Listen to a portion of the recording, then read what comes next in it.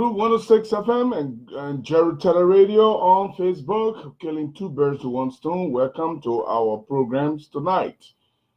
And I'd like to welcome you also to a very exciting topic we are going to be discussing. Again, we'll be discussing something that have to do with journalists today.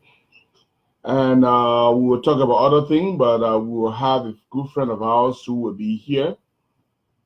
But before that, we'll have a monologue. We'll talk a little bit about the Grand Youth Association, what is happening in the Grand Youth Association, so that our people will be informed, and we'll say exactly where we stand on the issues. We will not hide our intention. We will not hide our feelings. We'll tell you what is happening and how we feel about it. That will be my monologue. But before we do that, let's first get started, and then we will go to what we know best to discuss.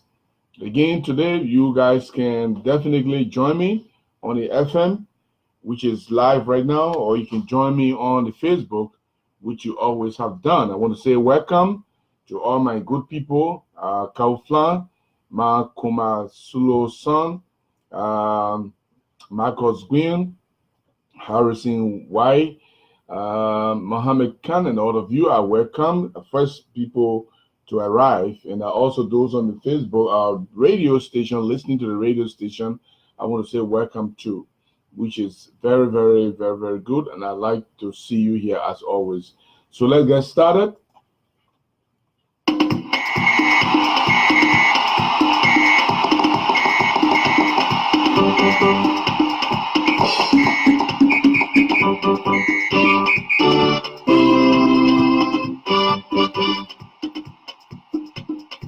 I want Liberian star, I want to four players. I want Liberian star, I want to four players. I want Liberian people reach you success. I want Liberian people reach you success. I want Liberian star, I want to four players. I want Liberian star, I want to four players. I want Liberian star, I want to four players.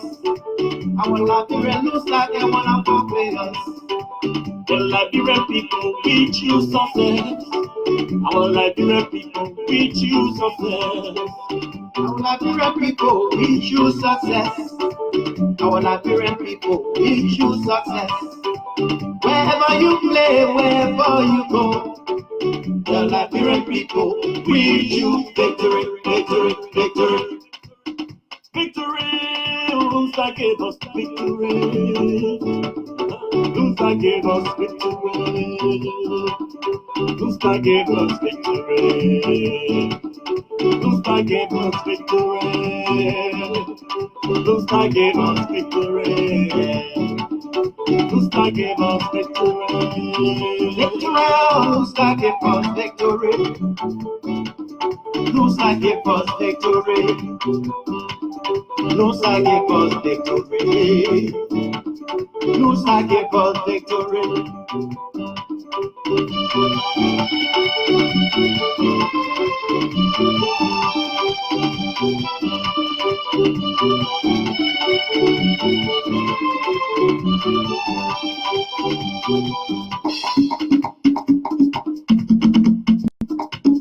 Kaya pepe, kaya pepe, kaya pepe, kaya pepe, kaya pepe, kaya pepe, kaya pepe, kaya pepe.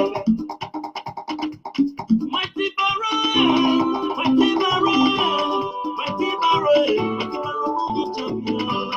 Mighty Baron, mighty Baron, mighty Baron, mighty Baron, champion. Mighty Barrow money champion.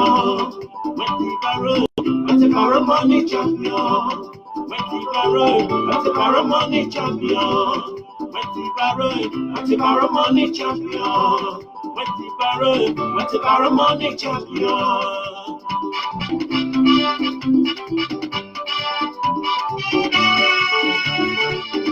Oh, number one, one money, baby. Number two money, baby. Oh, number three money, baby. Number four money,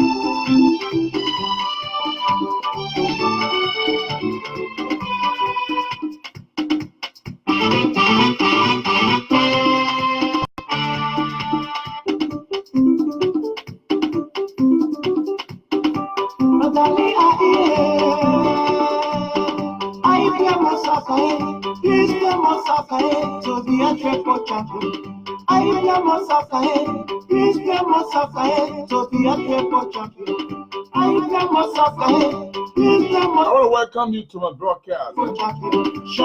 This is Group 106 FM. In a little bit, we will be joining our topics. In the meantime, enjoy the song. If you're on the Facebook, you are most welcome as well. Those of you listening to the FM, you are most welcome as well.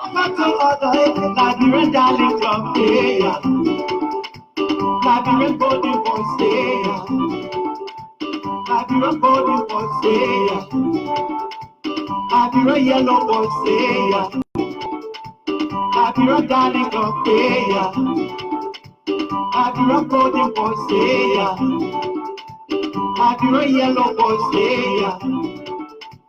Number one, get it, go inside, get the number two, go inside. Number two, get it, go inside, get the number three, go inside, number four, get it, go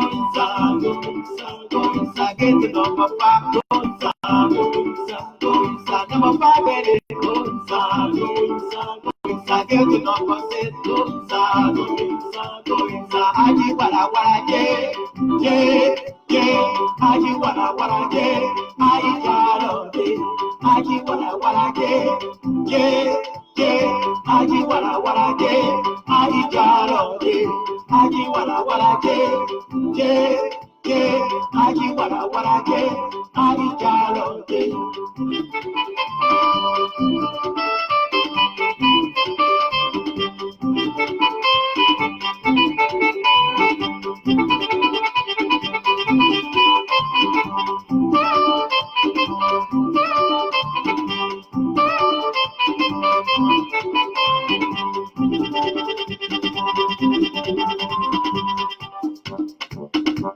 Everybody come and shake it up.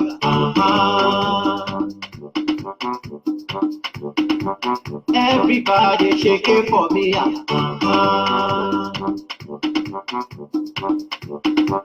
Everybody shake it for me. Shake it, oh. Shake it.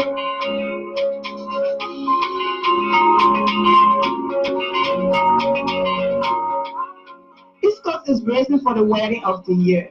It's all coming down in Newark, Delaware. It will be explosive and extravaganza. I don't quite follow. Well, let me bring you to speed. The queen herself is tying the knot. I'm talking about Agostina Maye. She is availing herself to a very lucky man. Got it. That lucky man is Isaac Jones Lincoln. He's walking Augustina through the art. It promises to be a jaw-dropping evening. Grand General Association President Augustine Menye will give his daughter's hand. He will leave family members, friends, well-wishers, and grandchildren to grace the occasion. But that's not all. Guests are coming from all over the world. I dare miss this wedding. You said it right. On Thursday, August 2nd, the bride will treat Queen Agostina Maye to a formal bridal shower that will take place at 5 p.m. Eastern Time at 7200 Grover Avenue in Philadelphia. Then on Saturday, August 4th, the big moment arrives. At 2 p.m., Isaac Jones Naked and Agustina Maye will exchange holy vow to be together for better or for worse. The wedding and the reception are happening at the Executive Banquet Conference Center. Attendance is by RSVP. Augustinian and Axis wedding will be grand. Tell the way we set you. If I bring your heart and let me die.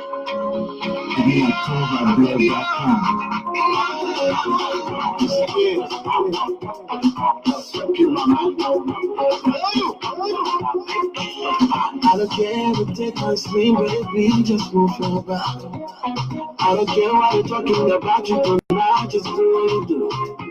Bonsoir à tous. C'est moi, Gyp sans Jérôme. Je suis là aussi.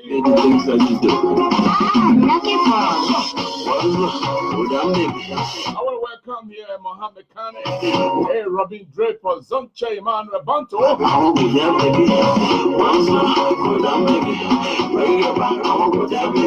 Robin Draper, come on, go down, baby.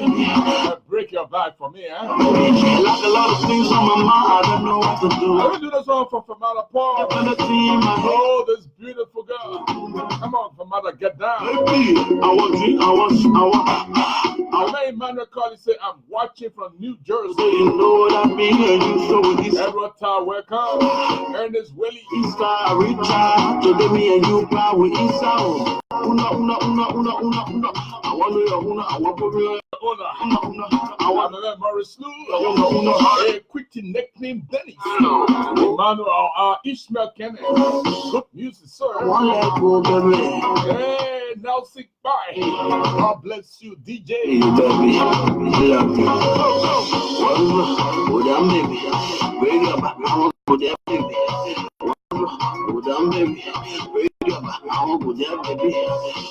Welcome the princess in Fargo. Jemima Tony. Hey, Amy Raw. Got Rosemary McKeeva. The young girl with the mature mind. All the way there in Monrovia. A very, very, very energetic broadcast. Cool 91.9. I feel you, girl.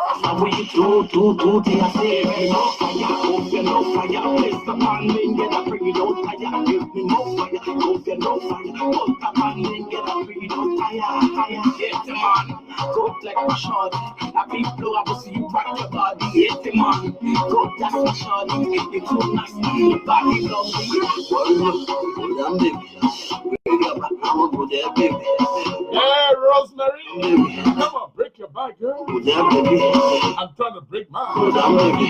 Break your back, I won't go there, baby. Once more, go down, baby. Break your back, I won't go there, baby. I won't know about the things that you do every class in the morning.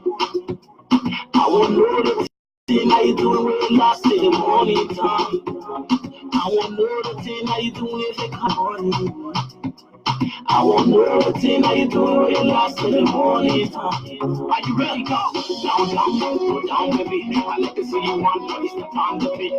Slip, I make you stand on your feet. You come, I make it dance, you rocking it. Don't show all your stuff because I'm watching it. Shake your booty and from the day I grabbing it to let me and you do laughing it. Kind of that once go down, baby. Bring your back, I won't go there, baby. Once go down, baby. Bring your back, I won't go there, baby. Once go down, baby.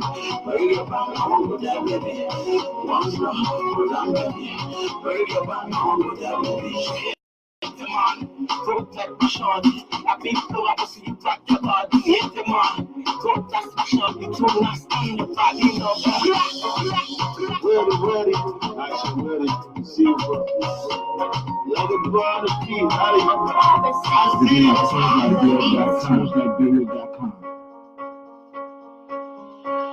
That's how we do it right here on the Jerry Radio, Group 106 FM. And I'm also here on Facebook Live, you know. Let me say, my man Morris Lou, good day, Mr. Jerry. We need to talk, sir. All right, my brother. In the meantime, let me call all the baby. Baby, baby.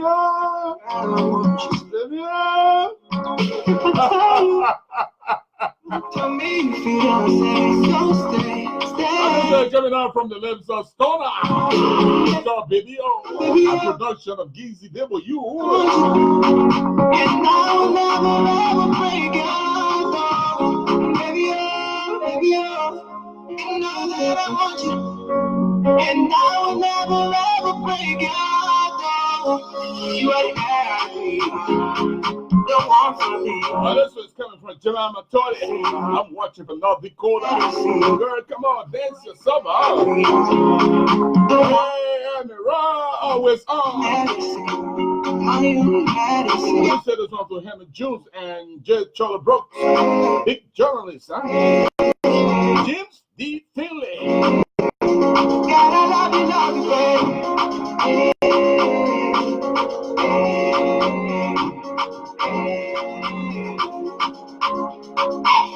God bless them, I'm on you. I feel good around you. Baby girl, love you never know. You stole my heart, but I get you. Just to prove my love all the time alive. If I break your heart, then let me die. Baby, you know that I want you. And I will never ever break your heart. Baby, you know that I want you. And I will never ever break your heart. I love you, baby.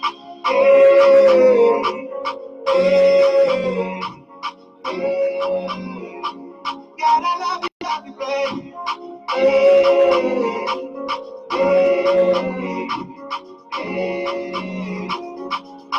All you see is all you brought me life. You are my life. You are my love, yeah. When I need a love, you brought me love. You are my love. You are my love, yeah. Baby, you know that I want you. And I will never ever break your heart. Let us bring the music down here and start to talk about some of the things we want to talk about. First of all, let me welcome here Reverend Kotu K. Brown, big man, you know, LCC, Liberal Council of Churches Chairman. Orlando Corporal Dubo, you know, Suba, how you doing? Ishmael Hammer says watching from Paris. Ok, bonsoir aujourd'hui. Monsieur, comment ça va là-bas? Hein? Je suis content. Rebecca T. Nimlin says she's watching from Liberia. Rebecca, how you doing there? Kim Tally, hey, long time, Kim. Titus Duncan and Janesta Campley. Oh, I love these people. They always here. Jake Toner. Always disagree with me, but I love you, buddy. And Mark Delay Romeo is here as well. Let me say hello to you, Crispin Romeo, all the way there, right here in Fargo, North Dakota. Hey, my man, Pachipo Juice, and my man Anthony Way, my man, you all the way there in the how you call the place here? Detroit Lakes with your sweetheart, and I'll say hello to all of you. I want to say hello to Santa Fina Johnson, Papi Peters, Nelson Pase. We are watching from Chicago. Okay, Nelson, I love all of you guys. Ojuku Cummings, you're most welcome. I don't know, Ojuku, you sent me another request. What happened to your other Facebook? You guys confusing me, you know? I got 680 friend requests I have not approved. So when I see new friend requests of people who supposed to be my friend, I get confused. You know, I had to accept your friend request today because I checked and it looks genuine, but people are photocopying or duplicating people's accounts. And so please, if you send me a friend request, please send me an inbox and say, look, I lost my password, because 600 plus people are on the friend list. I'm not accepted because I'm almost reaching my friend zenith, and I don't want to reach there. Good people who want to be my friend, who I know I will not be able to take them. They will only be followers, and so I'm trying to be a little bit stingy with accepting friends. Anybody who I don't really know, I got to check. I got to send the inbox They reply to me, and then I accept them. That's how I do it. So if I don't accept your, and two, I don't accept people who do not have photos on their platform. Like my man Napoleon gave, since he sent me friend request 2015, I'm not accepted yet because I don't see any picture on his platform. And I don't think I'm going to accept it very soon, because once I don't see picture on your platform, it gives me the indication that you're not even serious to be on Facebook, because that's the least thing anybody can do. Everybody gets smartphone these days. You can just go on your page and just put picture there, and that's it. You're already there. But for someone from 2015 up to 2018, and you still not have picture on your friend on your platform, on your profile, then obviously I don't need to accept you. So my friend and brother Napoleon Gay is in that situation. He's the only person I can name because I can deal with that. Prince Zibu, yeah, Zibu, okay. Zibo, that no very name, and I love that. Lawrence Sweet Gay and Prince Kalon. All the Prince Kalon, how you doing? You're always here. So today we're going to be discussing a few things. I got some things to say before. I told you people I will always talk about it intermittently. Today, my monologue, I have two sets of monologue. For one is shorter and one is longer.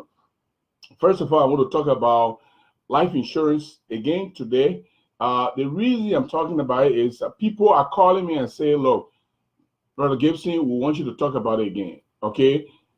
We want you to talk about it again. And once they call me 2-3 times, and I think that people are concerned, because it seems that other people are getting it, and other people still want to know why did you even enter life insurance? And I believe that this is one way you can solve your problem. In like those of you listening to me from Liberia, that I can understand why you wouldn't want to even do life insurance, because there's so many times insurance companies have not shown their competence and their reliability. So you go insure yourself. When you die, your family people, they get the hell out of it before they can even get a dime, or sometimes they don't even get a dime. And so people are skeptical, and people don't want to even insure themselves. Even the vehicle insurance, which is a third-party liability, is a problem, because when you have an accident, your vehicle, there's nothing. You get hurt, nothing. The car you hit, nothing. But if somebody's in that car who is not the owner of the car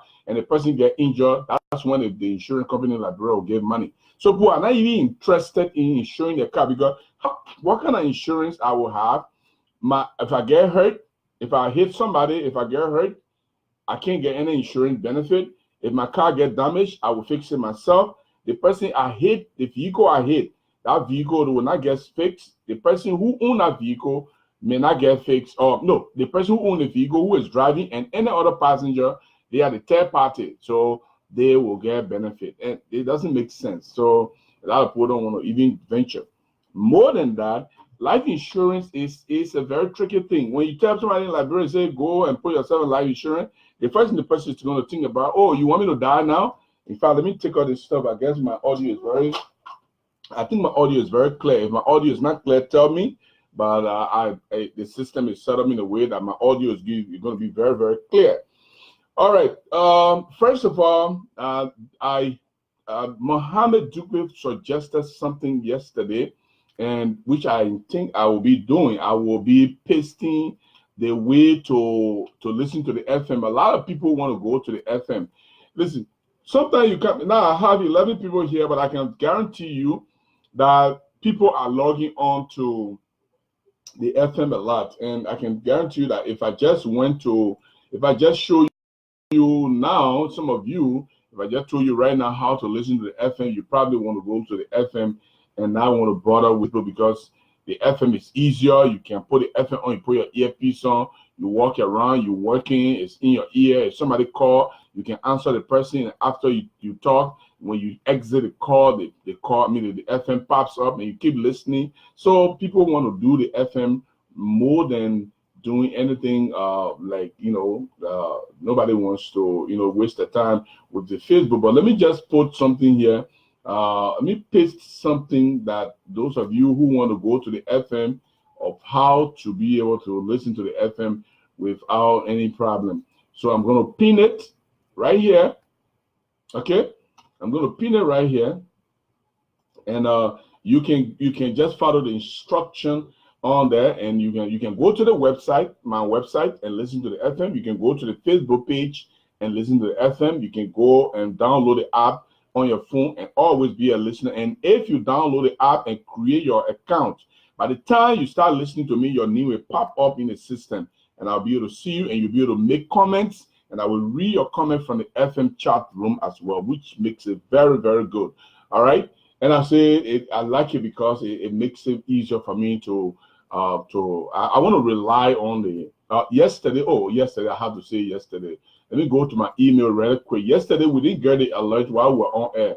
So let me go to my email very quickly. I got an alert yesterday, and the alert, it was very good. I think it was, okay, hold on. Let me see here what I got yesterday. Please don't call me on Facebook. Please don't call me on Facebook, okay?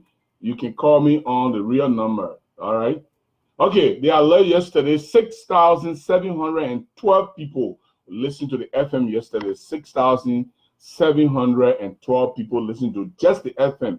And guess what? I had a lot of people coming on. By the time I told them to go to the FM, when they realized how to get there, everybody, they cheated from the Facebook, okay? So let me see here if I can have Titus, if you can call me on the real number, I'm going to send you credit right afterwards. But the Facebook will not be the right thing for you to call me on. So if you have units, you can just call me. I will pay for it. Okay.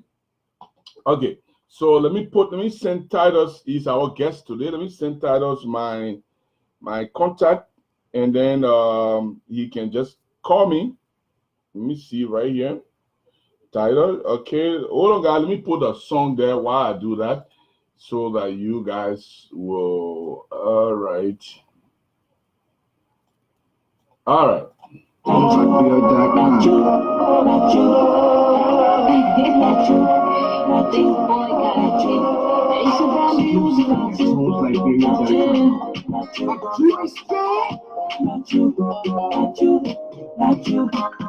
No respect with you then. You're just no love. No respect with you then. You're just no love. The woman in love. Not you. The woman in care. Not you. The woman in love. Not you. The woman in care. Not you. The woman is settled, but she need a man to be with. You're just so beautiful, but she need a man to take care of her. A man to be by her side, a man to treat her right. Whenever she need care, a man that will be there, someone to be there. Whenever she need comfort, a man that will be there, someone to be there. You know not bambe, you know not short and you know not bambe, a woman to be with. You feel she a donkey, as somebody wants to be respect with you then. You're just no love. Okay, let's bring the song down, and our guest is trying to get me, but Facebook is not the right thing, because it's kind of intimate. It breaks in. So here is what I want to say about life insurance. You know, people think that when you tell anybody to go and do their life insurance, in fact, let me start like this. Most young people think they don't need life insurance because they are healthy, they are energetic, they don't experience any headache, they don't experience any back pain, nothing. They play soccer, they run around, they dance, they do all stuff that any healthy person would do. So they don't think they need life insurance. Unfortunately, I've seen a lot of young people die in recent years, and it have become, I'm talking about America specifically right now. I know people in Liberia are interested as well, but it's going to be a little bit a challenge because the insurance in Liberia have not shown impeccable reputation for people to be trusting. But here in the United States, if you die and you have beneficiary, they will get the money. Once that death is not questionable, once it's not suspicious, when it's suspicious, they will conduct their investigation. When they realize that somebody played foul, the person who played foul, who's supposed to be the beneficiary, if the person played foul with you, they will not get that money. That I can show you. But if you are a young man and you're thinking that because you're still young, oh man. Okay. All right. Okay. Let me see here. Titus, why you can't call me on my number?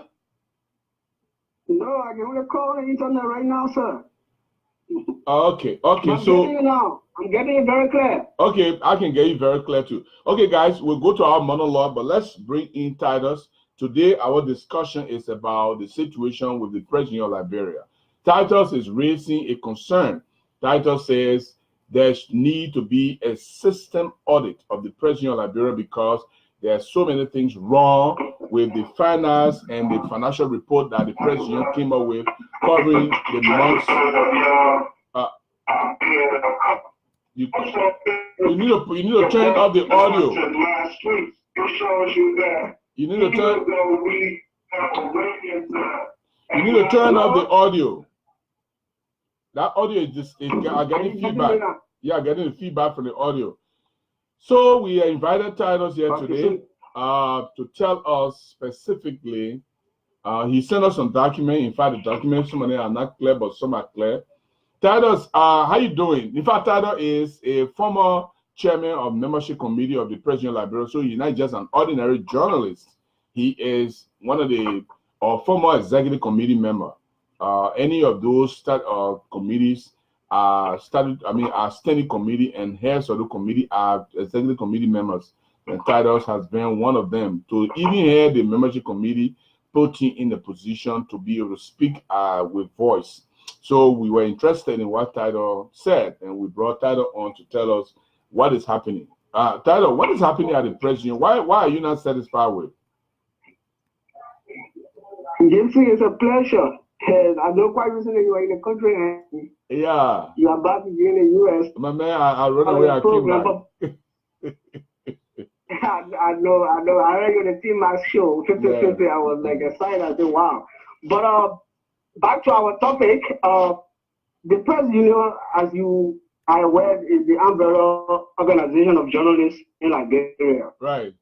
And quite recently, over the last week, Friday, the press union had a mini congress. As a matter of fact, in line with the Constitution. Yeah. The union current leadership did not want to hold this mini congress, but because of concern raised by the general membership, they had to call the mini congress on last Friday. I did not attend the mini congress because I was busy with some other work out of town. But I got a hold of a document titled President of Liberia Financial Report as of September 30, 2017 to June 2018. Yeah. Which I'll send you a copy. It is in the public domain and it's all on the internet. So you can get a copy of the document. And in that document, you will see the list of items in money that was generated by the press union. And the reason for which the money was generated, the reasons are not specified in the financial report. It is clear they themselves did their report, the leadership, nobody did this report for them. They never hired any other person because the press union has an accountant by the name of Henry Page. I think you know him. I know Henry Page. And if you look at the cash inflow on the financial report, the National Port Authority, according to the information that I have in the financial report, gave the president $6,865 US. For what purpose? We don't know. The president did not specify what activity or work or task they performed for the NPA that made the NPA to give the such money, whether it was on the basis of donation.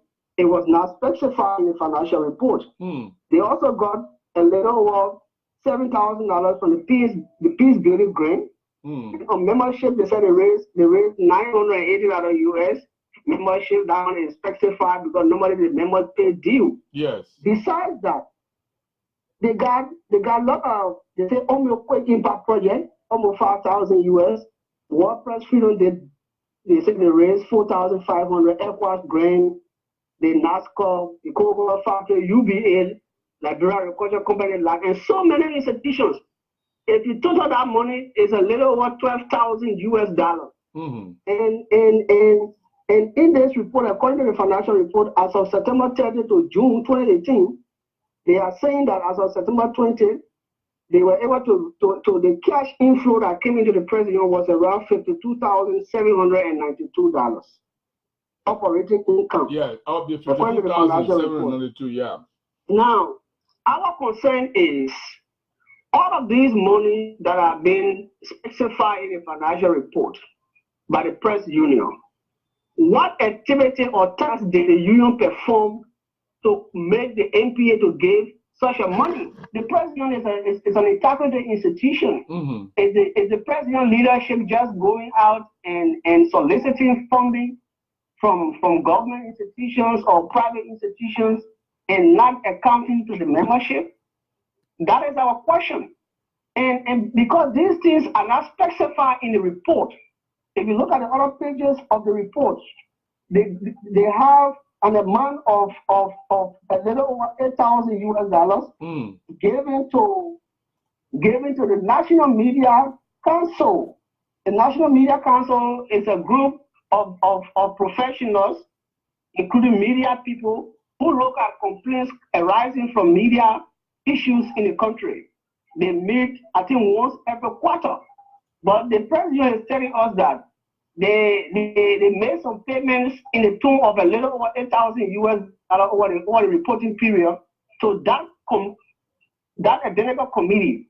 So our question to the president is, how many settings did the council have that made them to pay them use some of money like that? And you will quite agree with me. You follow the president activity before going to the US. Mm-hmm. The president of Liberia does not even have a headquarters.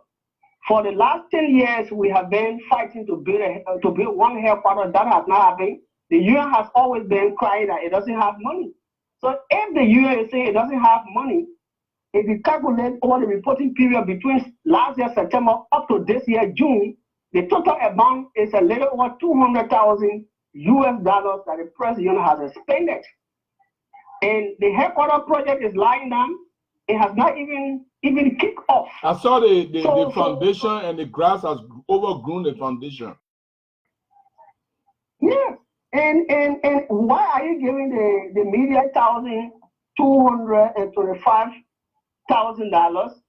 You say it's for certain fee. What makes that to be important than the headquarters project and other major things that the union should be supporting that will make the press union to be on par with other media organizations on the African continent? Let me ask a few questions. Because those are questions that I wanted to ask.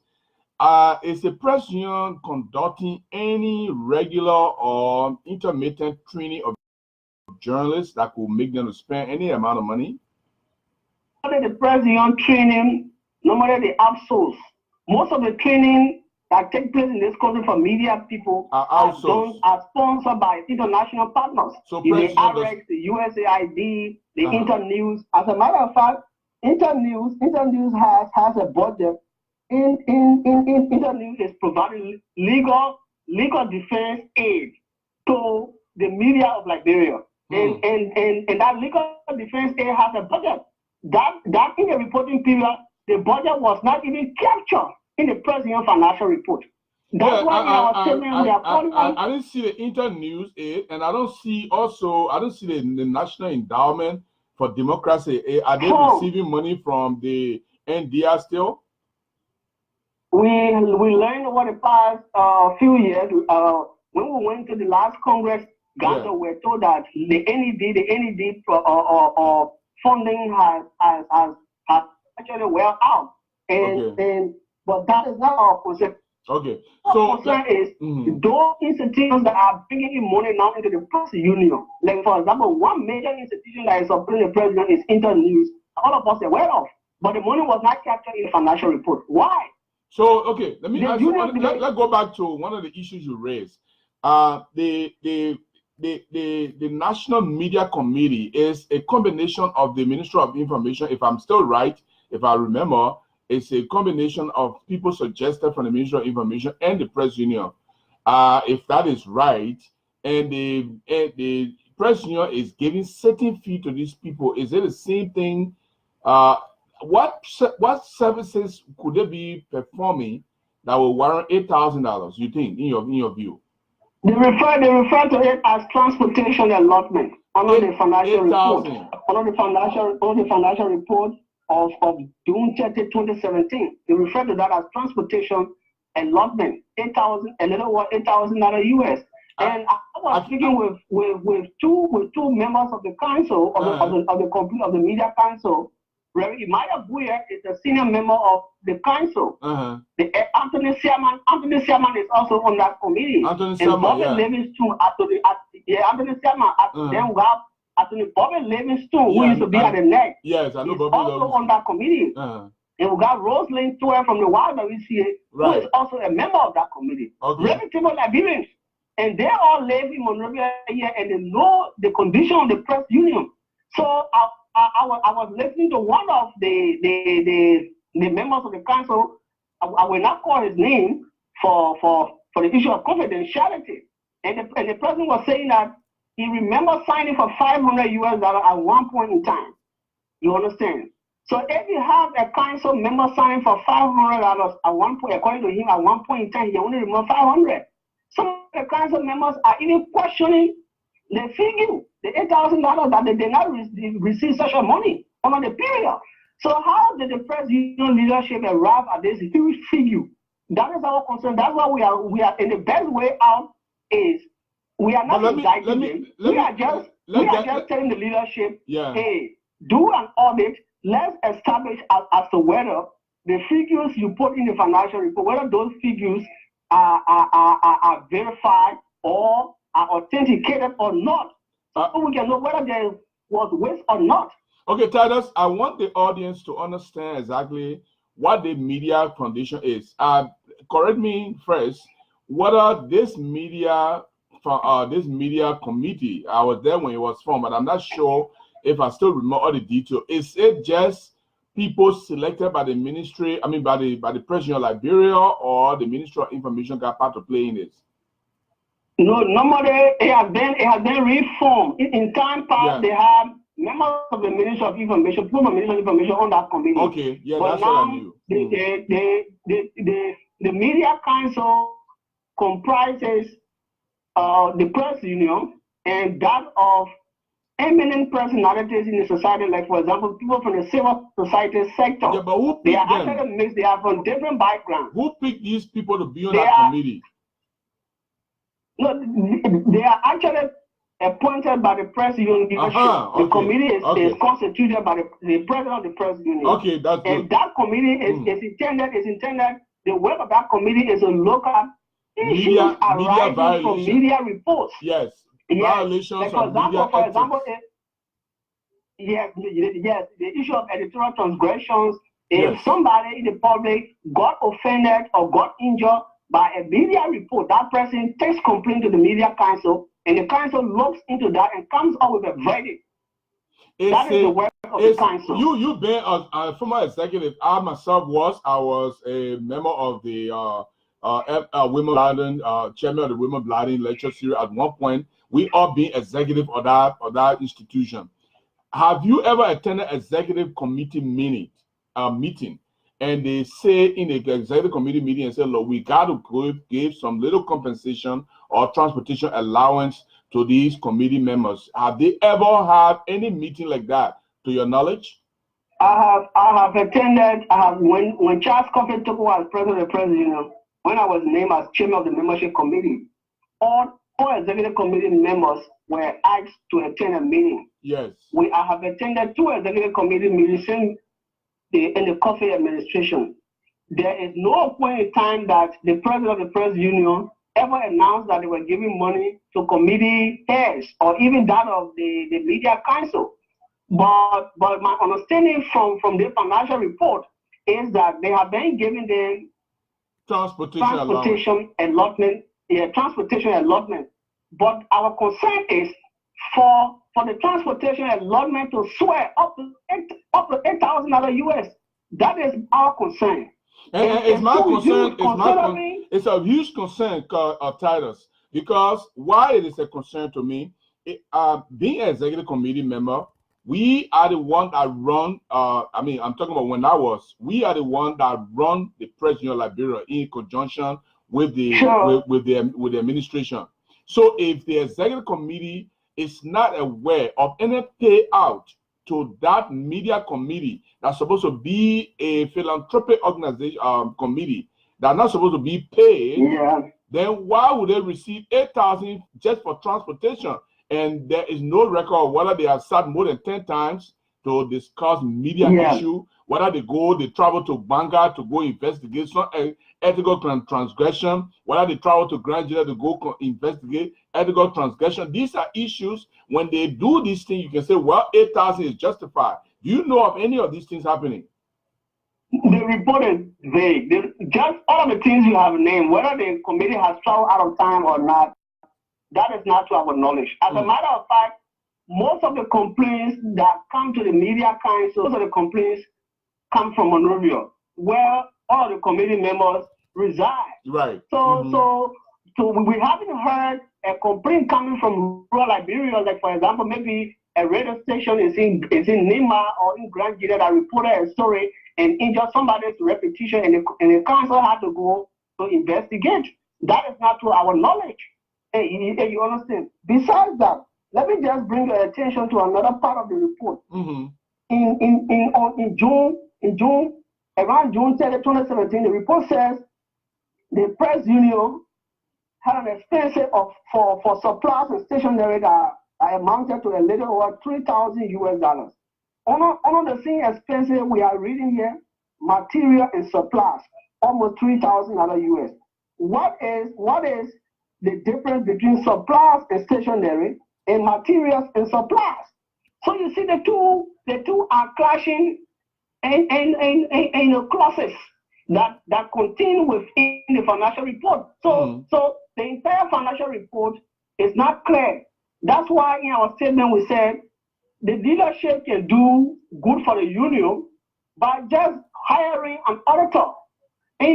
To be say we don't have an auditor as part of the staff of the press union, we can hire an auditing firm to do a system audit.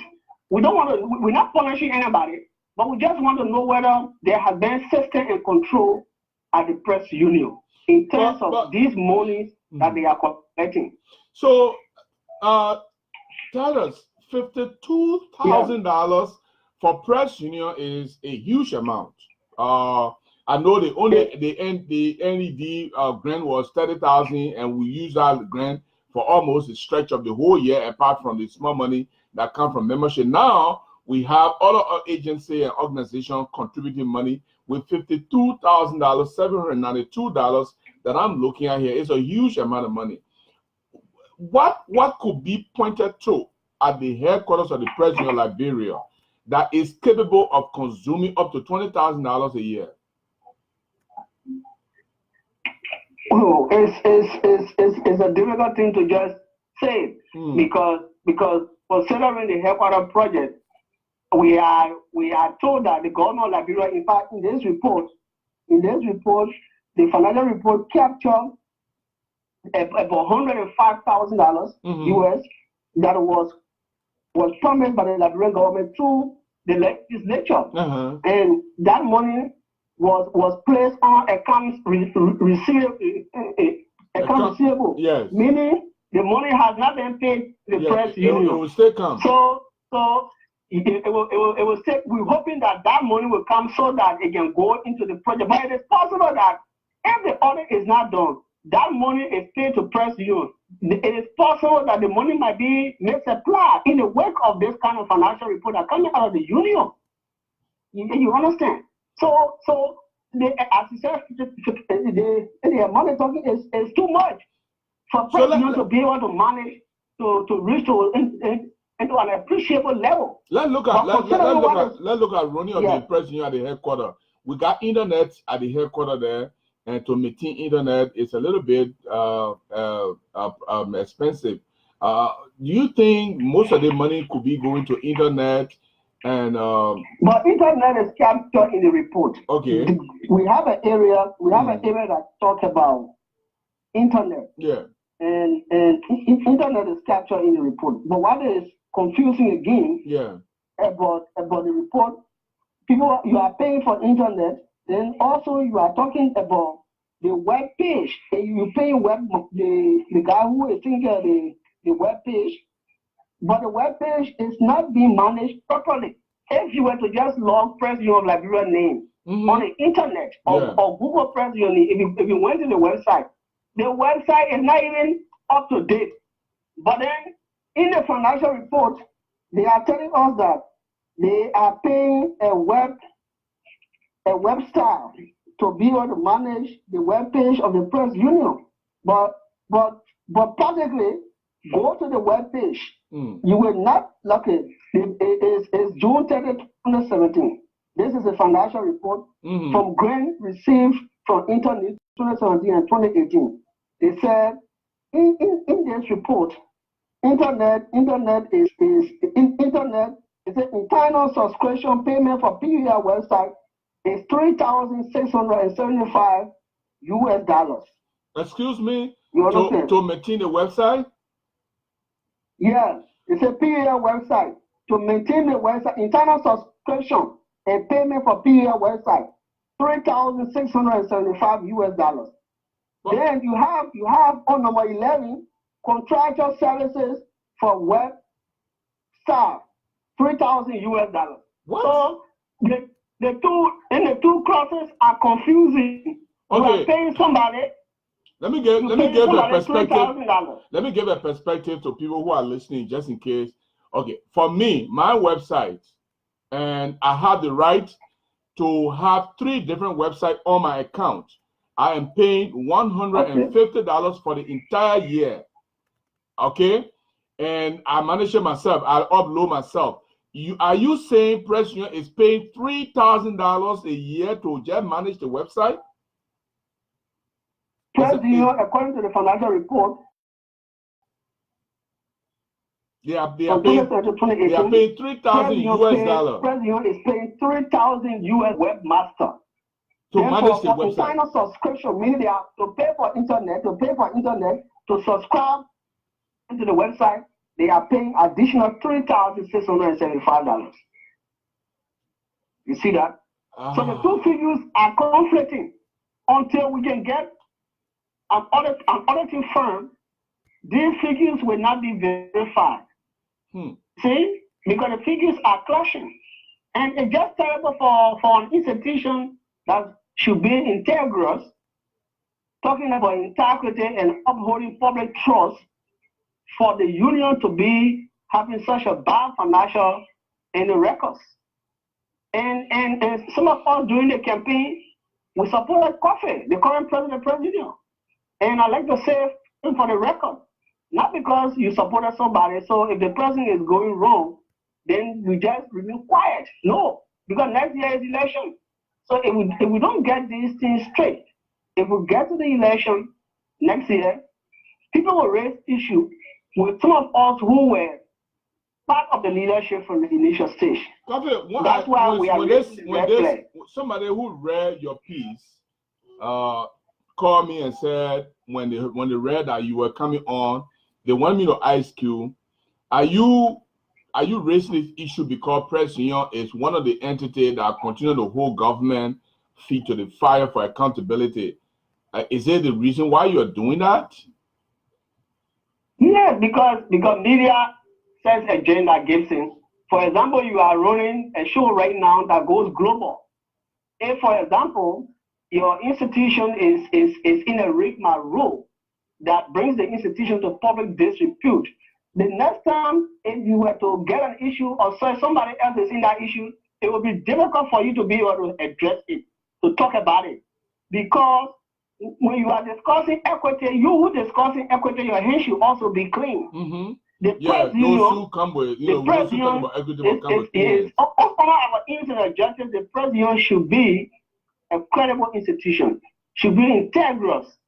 So if we are to discuss other government audit reports or financial reports, and those financial reports of other government institutions are not clear. How can we journalists discuss all financial reports of other institutions when the press union that we are part of is giving us a financial report that is ambiguous? It's complete vague. Are you getting not just the press union as an organization? Are you getting support from other journalists about this audit, or is just you in the same boat? In a boat? No, since we released our statement this morning, we have received several comments on our Facebook page.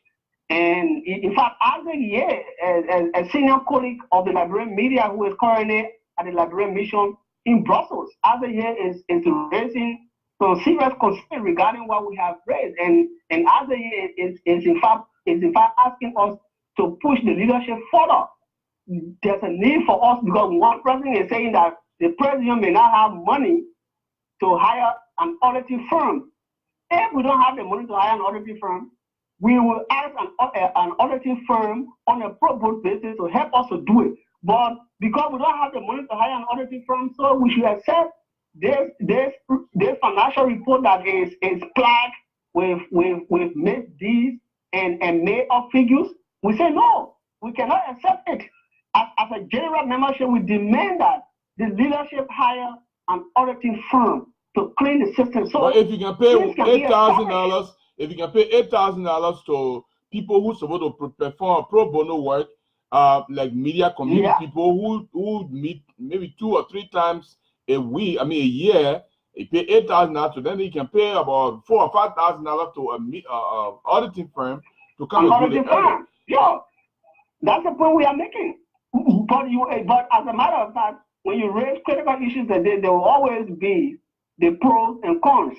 There are some people on the other side who probably are supporting the leadership. They don't want the leadership to be brought to public disrepute.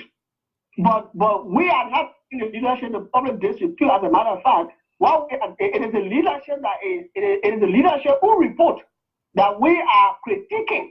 We are analyzed. Somebody wrote an inbox question, and you normally, my practice here, if you want your name to be called, you go on the platform and write. But if you send me an inbox question, I usually keep them anonymous. Just deal with the issue. It says, please ask your caller, is he raising issue because he's not part of the eating hands, or is it that yeah? I know it's trivial, but can you respond to that? Maybe the people don't care about you. It's laughable. Look, but let me just set the record straight. Titus Toba is the founder and executive director of Media Aid Foundation. The Media Aid Foundation is a non-governmental organization that runs the Peter Bowe School of Journalism. And it is a full-fledged media training project in Liberia. We have been running the project since 2015. We have put out more than 100 young people, some of whom are even practicing at the moment. So for us, it is not about me being part of those who are eating. No, but it is about you are part of an institution, and this institution is not doing the right thing. I don't necessarily have to be chairman of the membership committee, but I'm a member of the president of Liberia. I don't necessarily have to be an executive of the president. Are you angry because they removed you as chairman of the membership committee, so you got to kick back? Oh no, it is the president's prerogative. It is the president's prerogative. I've been out of the chairmanship for almost a year now. You see, and even there are people who are in the leadership. If we talk to some of the elected officials of the president right now, and my understanding is that the vice president of the president, Otavie Williams, is coming out with a statement tomorrow and to distance himself from the financial report. And those who even attended the Congress, I'm told that the vice president and president was making counter statement against the president in the meeting while the meeting was going on. You see, and senior colleagues from the media they even told Coffee at the meeting that if your vice president is disagreeing with you in the midst of the membership, then there's a problem in the leadership. Well, I heard when I visited the president's office, when I went to Monrovia, one of the things I heard was Octavian Williams and Charles Coffee are on personality clash. Octavian Williams thinks he can be a better president, and he and Charles Coffee are at lockerhead. He's not cooperating. he's gone rogue. And so people might think that he's doing it because it's a loophole, so you want to take advantage of that. No, actually, I don't want to buy into people who think that Otavi and Kofi, they are on a personality cash. No, they are not on a personality in the fight. The issue is Charles Kofi was elected by the general membership of the press union. Right. Same as Otavi Williams and the rest of the guys were also elected. All of them got the same power. They are all elected officials. If the president, if the constitution gives them authority, if the president of the press union is doing things outside the constitution, the officials of the press union, the elected officials, if they feel offended by that, they can distance themselves. Absolutely. I don't like people who think that they are part of leadership, so wrongs are going on. They don't want to say it. If you don't say it, and tomorrow the institution breaks down, all of you will be indicted.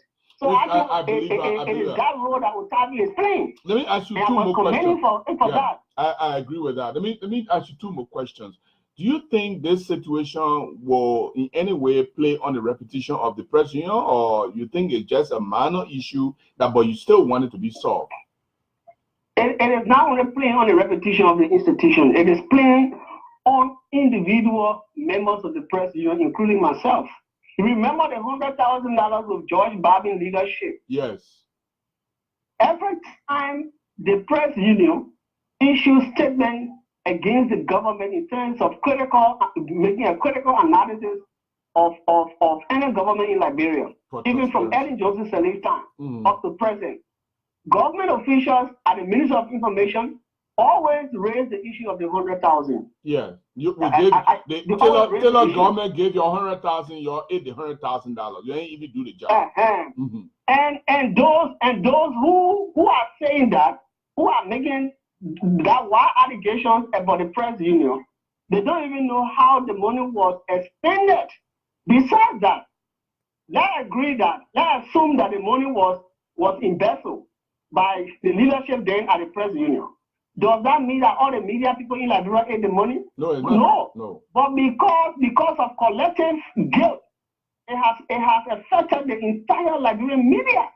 So this is the same thing with the issue of this financial report.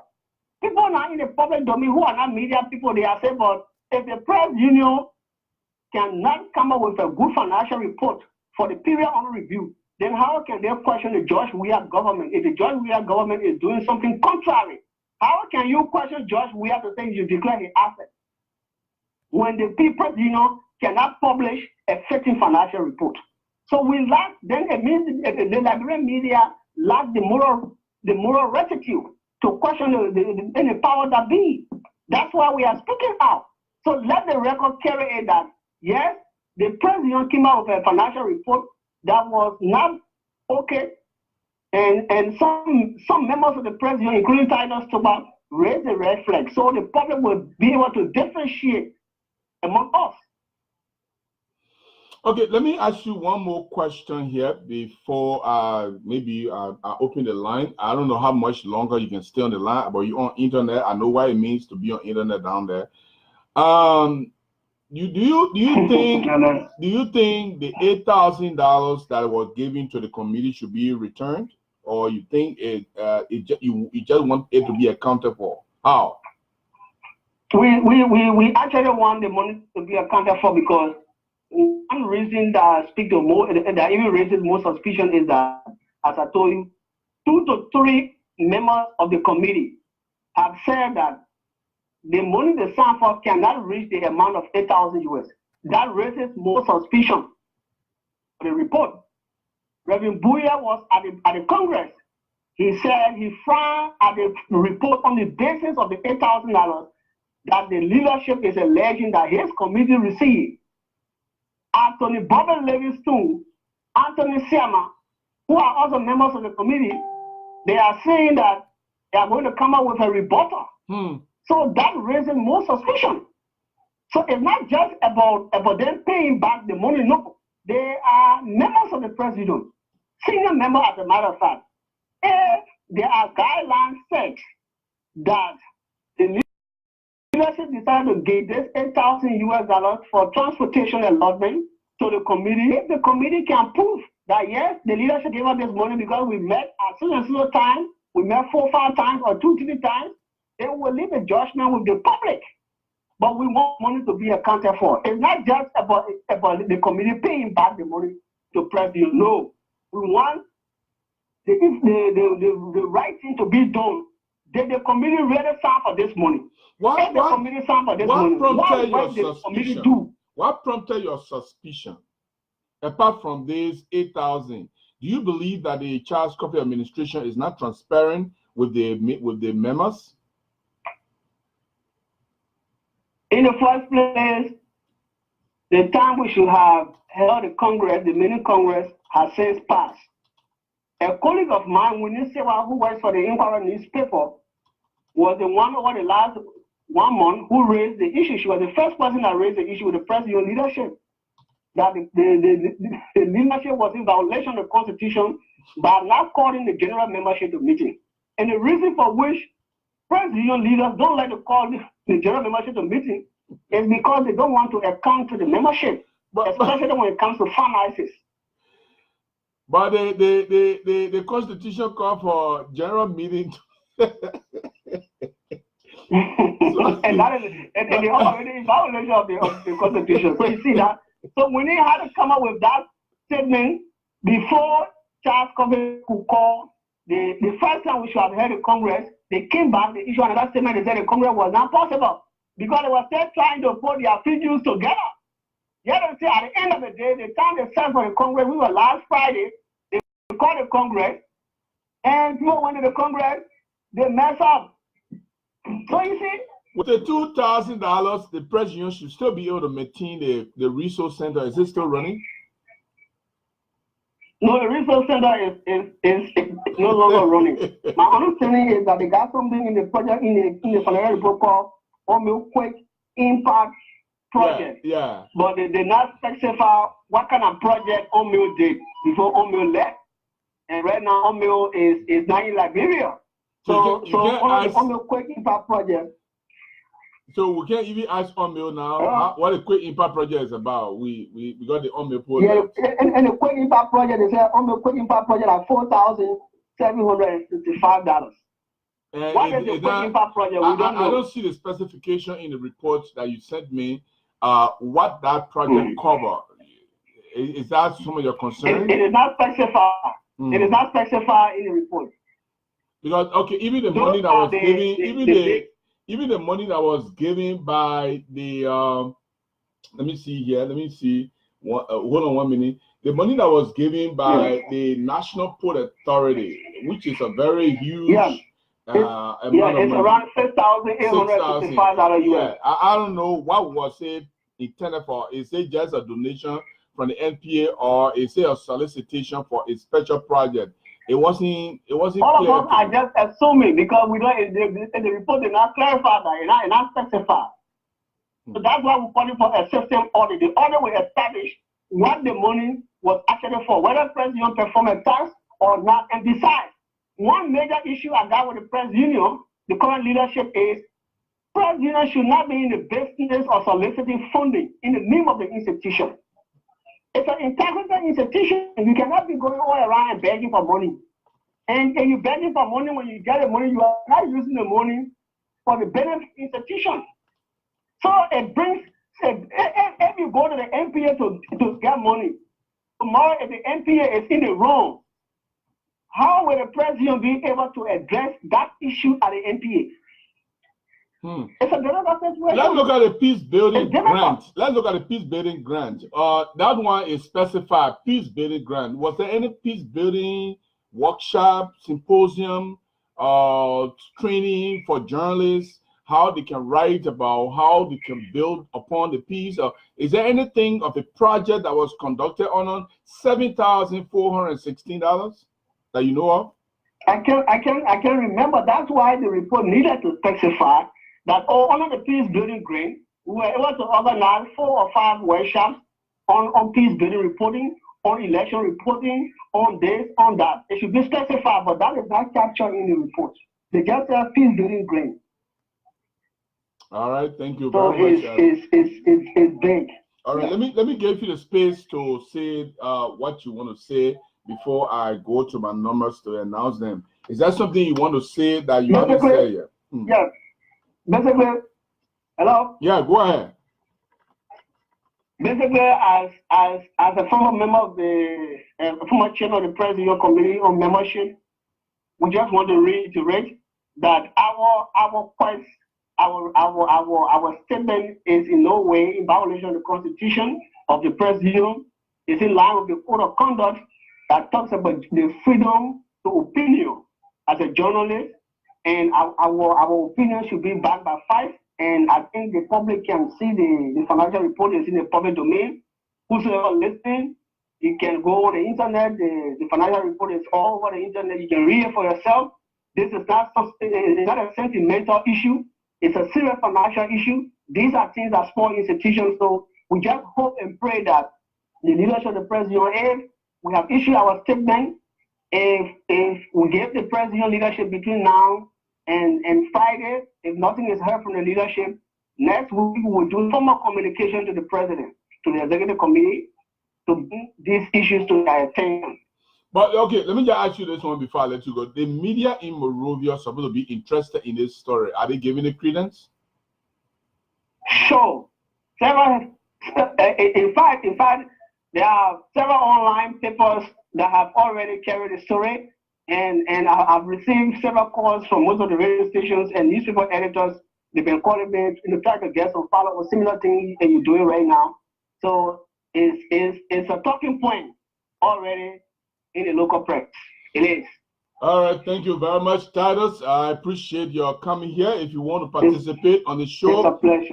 Titus is still there. But Titus, anytime he can leave because the internet situation in Liberia is wacko. I can understand that. The numbers to call is 701 936 2669 936 2669 or 612 6079 281 612 6079 281. And you can, if you have a question for Titus, you can go ahead and post the question. You go ahead and call now and post the question so that we can let Titus go. But if not, we want to say, Titus, thank you very much. We will keep an eye on this, and we will make sure we get to the President leadership, which I also extend an invitation to. Thank you very much. It's a pleasure. Thank you for your effort, sir. Thank you so much. All right. Okay. Thank you. That's the voice of Toba, former chairman of membership committee of the President of Liberia. He's been telling us what problems he has with the President of Liberia on the basis of transparency and the report that was submitted to the membership by the President. And it is a pleasure for me to host him here. Again, those of you who are listening, if you want to go to the FM, I pinned the way to get to the FM, and I can see that a lot of people dropping from the Facebook and going to the FM. As much as I see the numbers on the FM are increasing as well. Well, thank God. The poor have a system where I will be able to see, and those of you who are there, I will be able to tell you exactly what is happening. The FM is, people are leaving the Facebook and going to the FM, which I like. And I like to see a lot of people on the Facebook. But again, it makes sense to me if you go to the FM because I want the FM to take root because that's where any part of the world, even if you're not my friend, you can listen to the FM. But Facebook, if you're not my friend, it's difficult for you to see my broadcast. You have to be able to be a friend of my friend or my friend. That's how I fix it, and then make it public so that people will have at least an opportunity. So if you have any question or you have any comment to make about the President of Liberia, the issues of report, and what do you think? Do you think the press union will have a moral foundation to question the government if they themselves have transparency issues? Is this one of the problems that government officials have with the press in Liberia, that sometimes our words, our advocacy, our writings, everything don't seem to matter to the people who are watching us? Are we our own nemesis? Are we our own problem?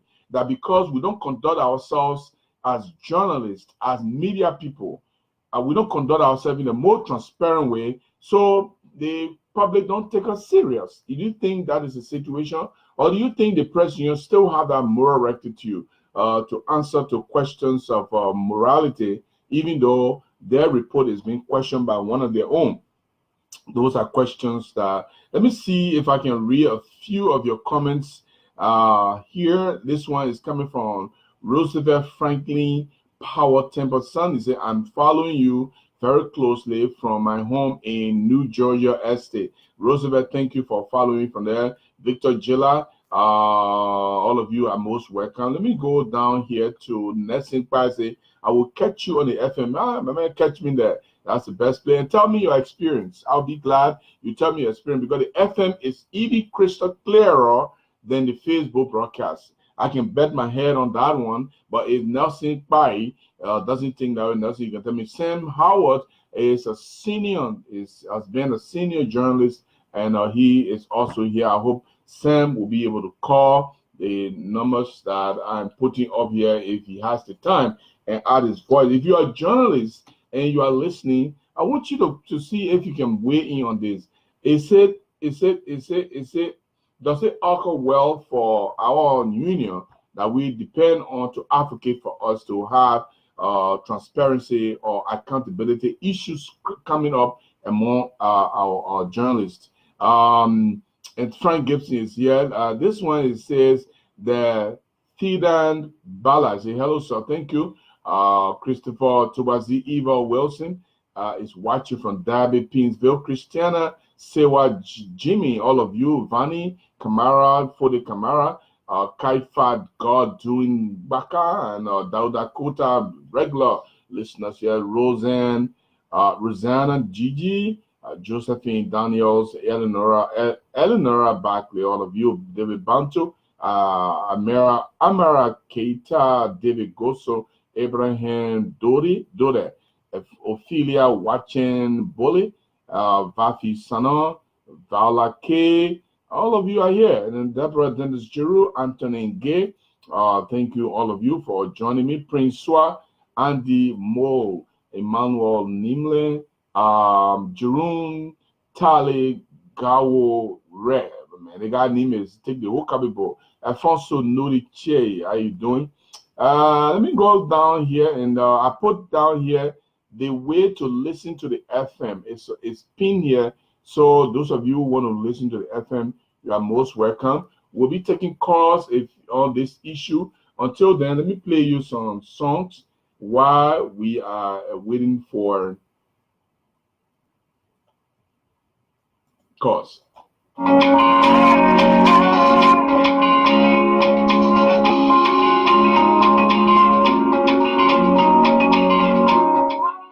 East Coast is racing for the wedding of the year.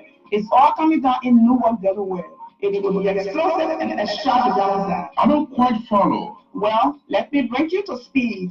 The queen herself is tying the knot. I'm talking about Agostina Meyer. She is availing herself to a very lucky man. Got it. That lucky man is Isaac Jones Lincoln. He's walking Agostina through the aisle. It promises to be a jaw-dropping event. Grand Jury Association President Augustine Meyer will give his daughter's hand. He will leave family members, friends, well-wishers, and grandchildren to grace the occasion. But that's not all. Guests are coming from all over the world. Our dad missed his wedding. You said it right. On Thursday, August 2nd, the bride lady will treat Queen Agostina Meyer to a fabulous bridal shower that will take place at 5 p.m. Eastern Time at 7200 Grover Avenue in Philadelphia. Then on Saturday, August 4th, the big moment arrives at 2 p.m. Isaac Jones Naked and Agostina Kaya Meyer will exchange holy vows to be together for better or for worse. The wedding and the reception are happening at the Executive Banquet Conference Center. Attendance is by RSVP. Agostina and Isaac's wedding will be grand. Tell the queen we sent you.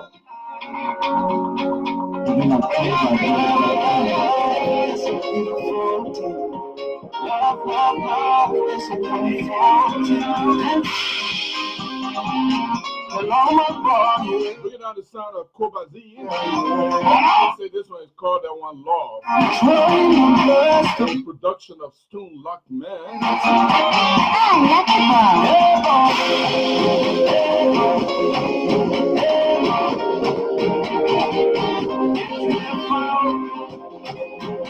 I'll tell you, Augustina Menye, this weekend coming in, it's going to be a fabulous weekend for those of you in the East Coast. Augustina is going to be taking all applications are no longer acceptable. All applications have been thrown in the dustbin because the man, Eric Jones Zineka, has already taken her.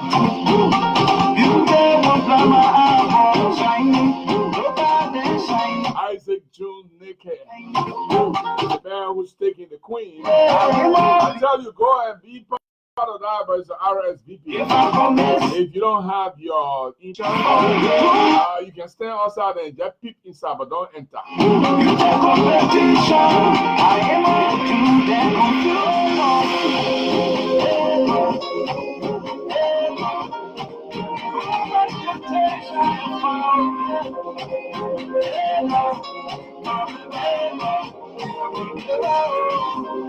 Let me cheat on my girlfriend, and I want to cheat on my girlfriend. And I want to cheat on my girlfriend. And I want what kind of time is this over? I know you got a song from Liberia. You didn't believe me, right? Time you can beat them for me, I feel for me, baby. Let me let you know what's about. Doing it because I feel around. Oh, gonna see how, yeah, I'm gonna see how. I'm glad you want to see how.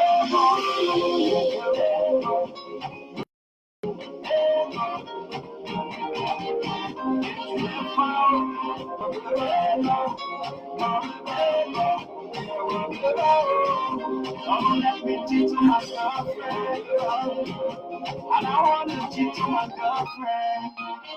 Okay, let me bring the song down. We're about to say something about insurance before we brought in our guest of today, and thank God Titus Toba. Titus Toba is former chairman of the membership committee, is one of the top committee of the Press Union Liberia, and for anyone who served any of the committees as head of those committees, you are not just an ordinary member of the Press Union Liberia. I also once served as a chairman of the Edward Women Blyden committee, the press club. Actually, they call it the press club.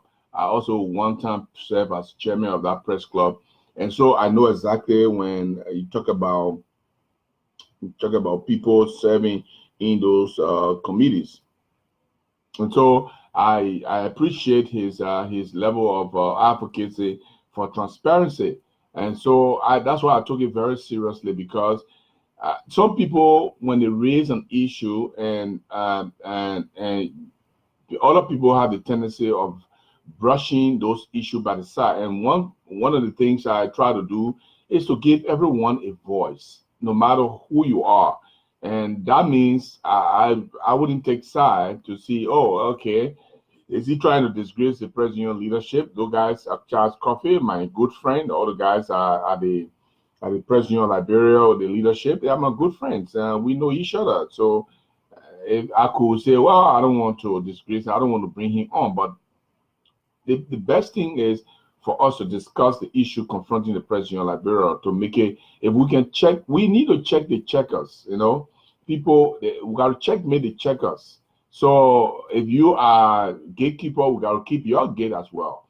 And so if we want to be very morally, we want to have moral standing to criticize government, we ourselves must put ourselves in a position where we can be criticized and we can take criticism, and we should be able to be transparent, and we should show some level of accountability that we can stand and say the government is not doing this. So we need to do that. We need to stand up and show that we deserve to speak out.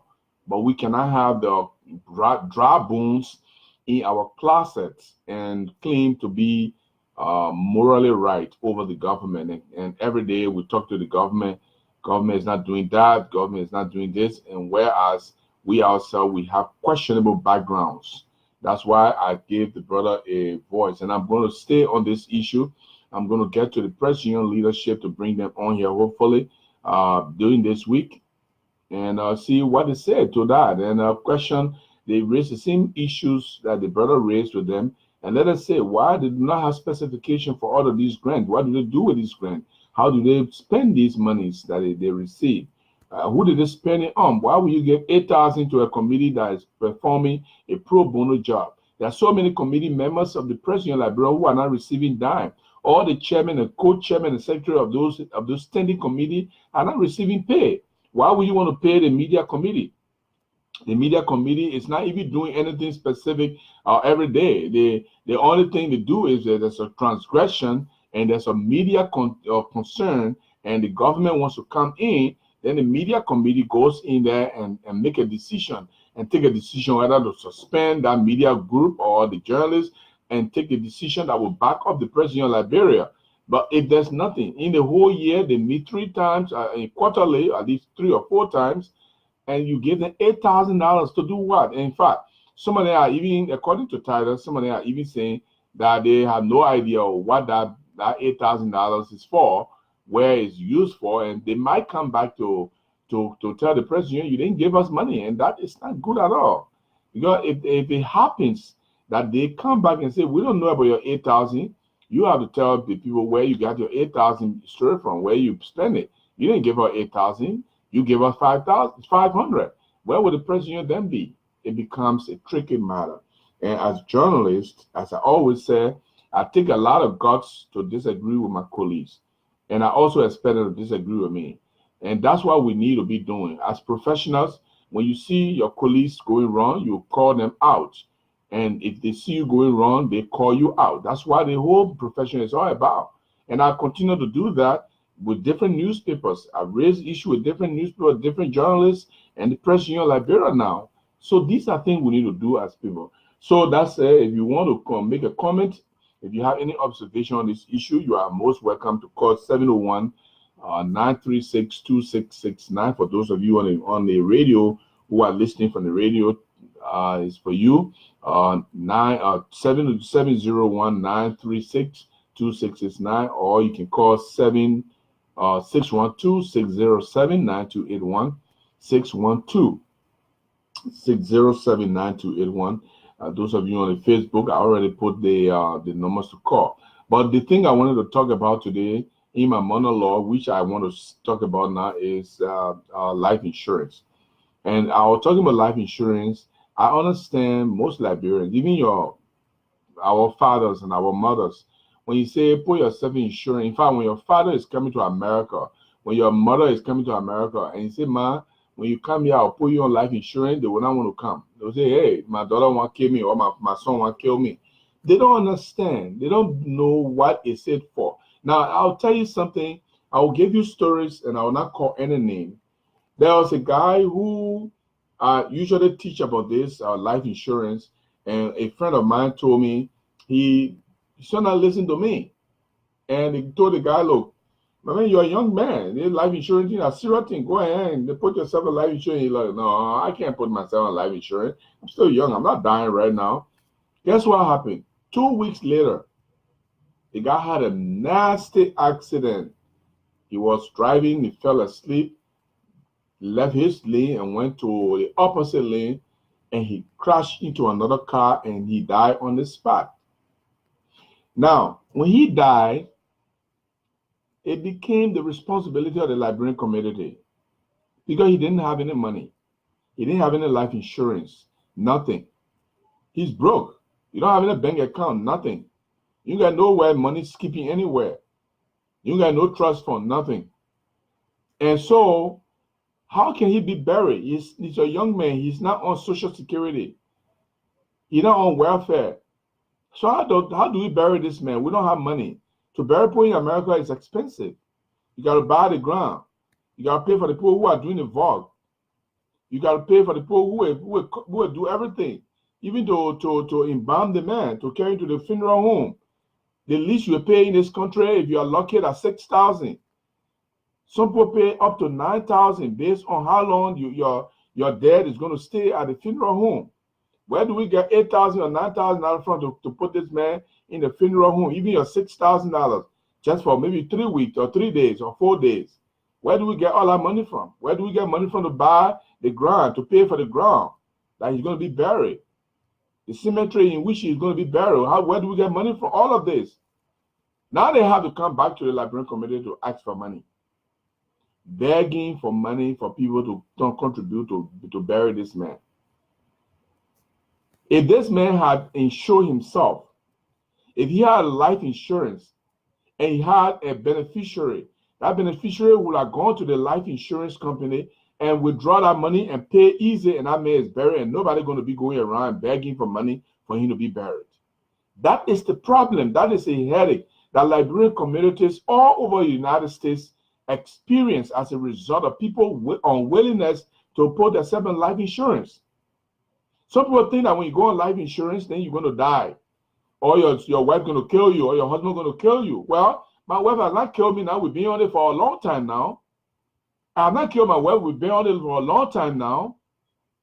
Well, I'm not suggesting that everybody will be good as me and my wife to not kill each other. But I'm saying that why are you afraid of, first of all? Why are you afraid of? If you think that your wife is going to kill you, your girlfriend is going to kill you, your mother is going to kill you, your father is going to kill you if you make them beneficiary, then don't tell them. But still put yourself on life insurance. Because if you go on life insurance, there are benefits. It's not for you. Some life insurance will even pay for your child education. Some of the life insurance you go, let's say you insure yourself for $300,000. Your child is just starting high school or maybe in junior high school. Or your child will be graduating from high school very soon. Unfortunately, you pass away. The child has $300,000 to withdraw. And the child withdraw that money, use $10,000 to bury you and do all the funeral rites and everything. The child has $290,000 to his advantage. That child can go to college and do any course for 4, 6, 7 years, and the child will not regret because they have enough money to go to school. That is what you have done for your child if you have life insurance. Well, you don't have to get $300,000. Maybe you want to have $100,000. Maybe you want to have $150,000. Or still, they got life insurance for $50,000. Some, in fact, I know a life insurance right now, just for burial, has $20,000. Just in case you say, I don't want no life insurance that will be exorbitant or it will be expensive. I just want to pay maybe $10 or $9 a month for my life insurance. We know a life insurance. I'm not going to tell you to go there. I'm going to tell you, if you contact me, I'm going to tell you the name and you will make a contact, because I don't want people to go to the places and come back and say, oh, you send me to the life insurance. They're not treating me right. No. That's what Liberians do. When you show them somewhere that's going to benefit them, if they go there and misbehave and something didn't go right, you. And I know that some of these people, you even try and find a job for them. They go to the job and misbehave, they dismiss them. They say, you don't want to send me down there. You put in that so racist. You knew it and you go send me that, but hello, I've been working in that place for so and so time. And I recommended you. Did not treat you the way they treated me. What did you do? So Liberians, I know them. When you recommend them, in fact, some of them, when you say, I bought my car from this car dealership, go there. They are very good. They are nice. They will tell you everything. They go there and get car dealer. And when they get screwed up because they didn't ask the right question, they come by and blame you and say, that car dealership send me there. You know they put that good and you go send me there. Hello? I'm not the one that own the company. I just recommended you because I know I went there and things went right for me, and I recommend. And even those of you who have experienced this, you got a garage that you go to, they always fix your car when your car has problem. Go and recommend Liberians there to go there. Then they go there and they charge them, and they don't know how to negotiate. They don't know how to describe. Some people, they go to the mechanic and they behave like they know, and they start saying things they got no business saying. And the mechanic read through you and know that you're belay. They know straight you belay. Then they charge you according to your attitude. Because you already go and name all kind of problem on your own car. They say, oh yeah, those are the problem on your car. and they charge you, then you come by and say, oh man, they play 7 to put it too dear, man. They made me pay so and so amount. But you acted like you knew better.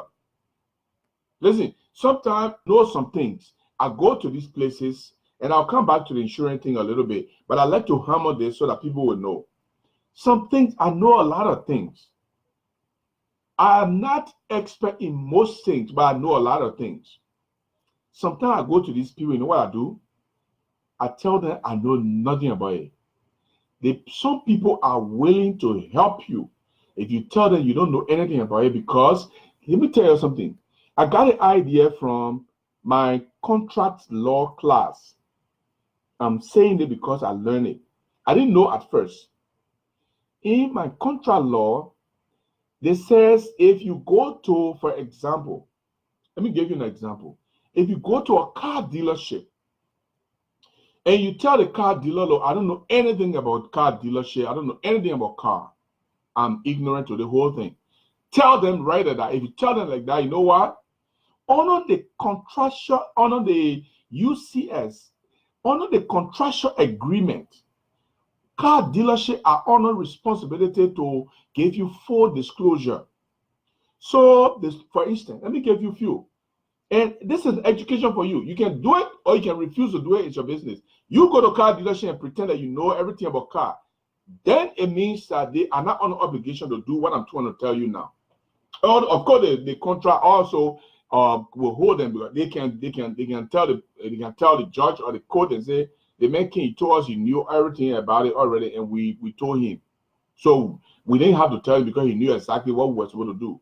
So those are excuses they can give. But still, if you got a good lawyer, they can still nail them. But sometimes we don't even have lawyers.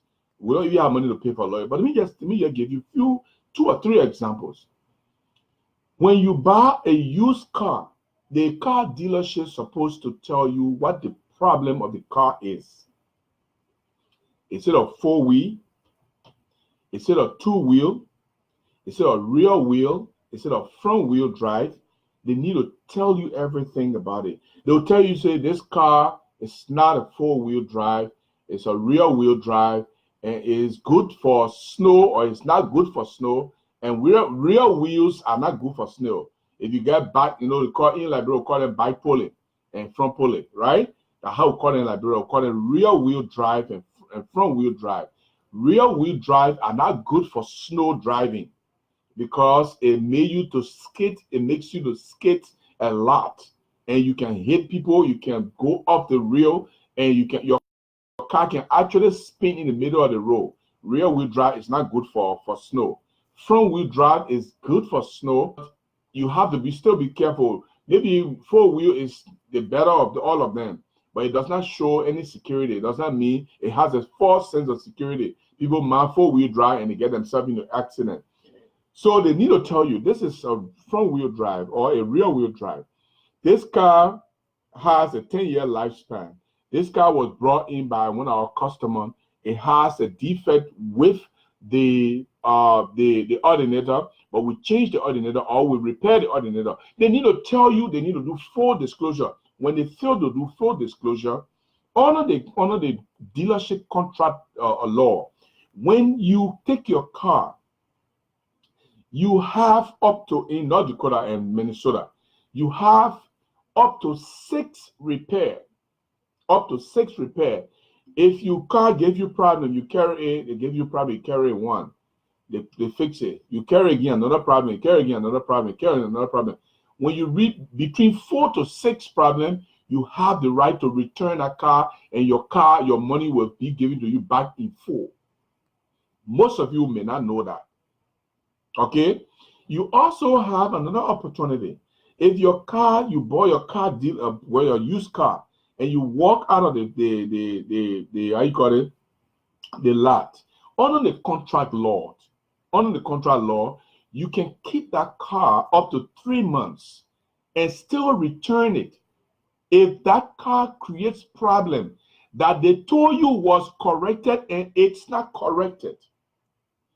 Say maybe you carry the car and the alternator is not working well, but the man told you in the disclosure that the alternator is working well. That deception. So he knowingly deceived you to get money out of you. You can carry this. You told me the alternator was good and the alternator is not good. Here is what's the problem. I don't want this car. They are under obligation to either give you a different car that of your liking or to return your money that you pay, whatever money you pay. Or if you trade another car, they have to return that car that you trade in. Most people don't know it. But if you go to the car dealership and you start to behave like you know plenty, you tell them, oh, my car is this, or I know about this, I want this, I do. You're talking plenty. They don't tell you everything. They will give you the car you want to. Let's say I got a car. All right? I got a car. I told the man, what kind of car is it? Is it a 4-wheel? He said yes. And he told me yes. We took the car. I didn't see 4-wheel written in the car, but not all the cars get 4-wheel this time. You know, some car automatic, and they got automatic 4-wheel. So when I brought the car home, I drove it. I said, but Deborah, I don't see any 4-wheel indication in this car. It looks like the car is a front wheel drive. It's just 2-wheel drive. It's not 4-wheel drive. Guess what? We carried the car back and they changed the car to give me a different car.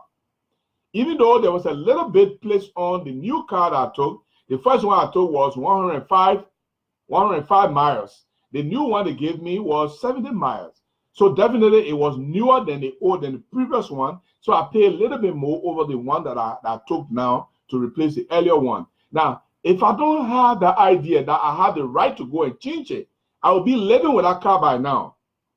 Because you'll be afraid to go back to the car dealership and say, change it. Because you don't know what to do. On the contract, I said, look, you have the responsibility to do full disclosure. Your employee should tell me what this car is all about. They didn't tell me. I need that car to be changed. Normally, they will not do it if you don't know what you're talking. So let me recalibrate to the issue we're talking about. Insurance, the same thing.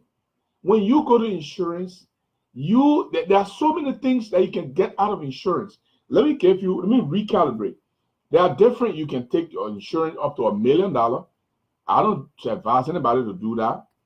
And the reason I don't advise anybody to take up to $1 million insurance because anytime you die, there will always be investigation, and that investigation may delay the payout. The reason is the insurance will be willing to spend $200,000 to a lawyer to investigate a death that they know they will not pay $1 million to. Are you understanding me? I'm telling you because I know. And this is called PR law, personal injury law. I'm done with that. Okay? PR law. And we call transaction. These are in transaction law. All of them are transaction law. Personal injury. The problem with it is if you take a huge insurance and you die, your family members find it difficult to get our money immediately because the insurance company will not have a problem paying up to $10,000 to $15,000 to $20,000 or even $100,000 to investigate and file motions to deny you for anything that looks doubtful because they don't want to pay $1 million out to you. And they also, it will be easier if you took a $50,000, $100,000, maybe $200,000 insurance. They don't want to pay $100,000 to go investigate $200,000 insurance, so they will easily pay out. Let me caution you though. The insurance company are skeptical also about people who take small money insurance.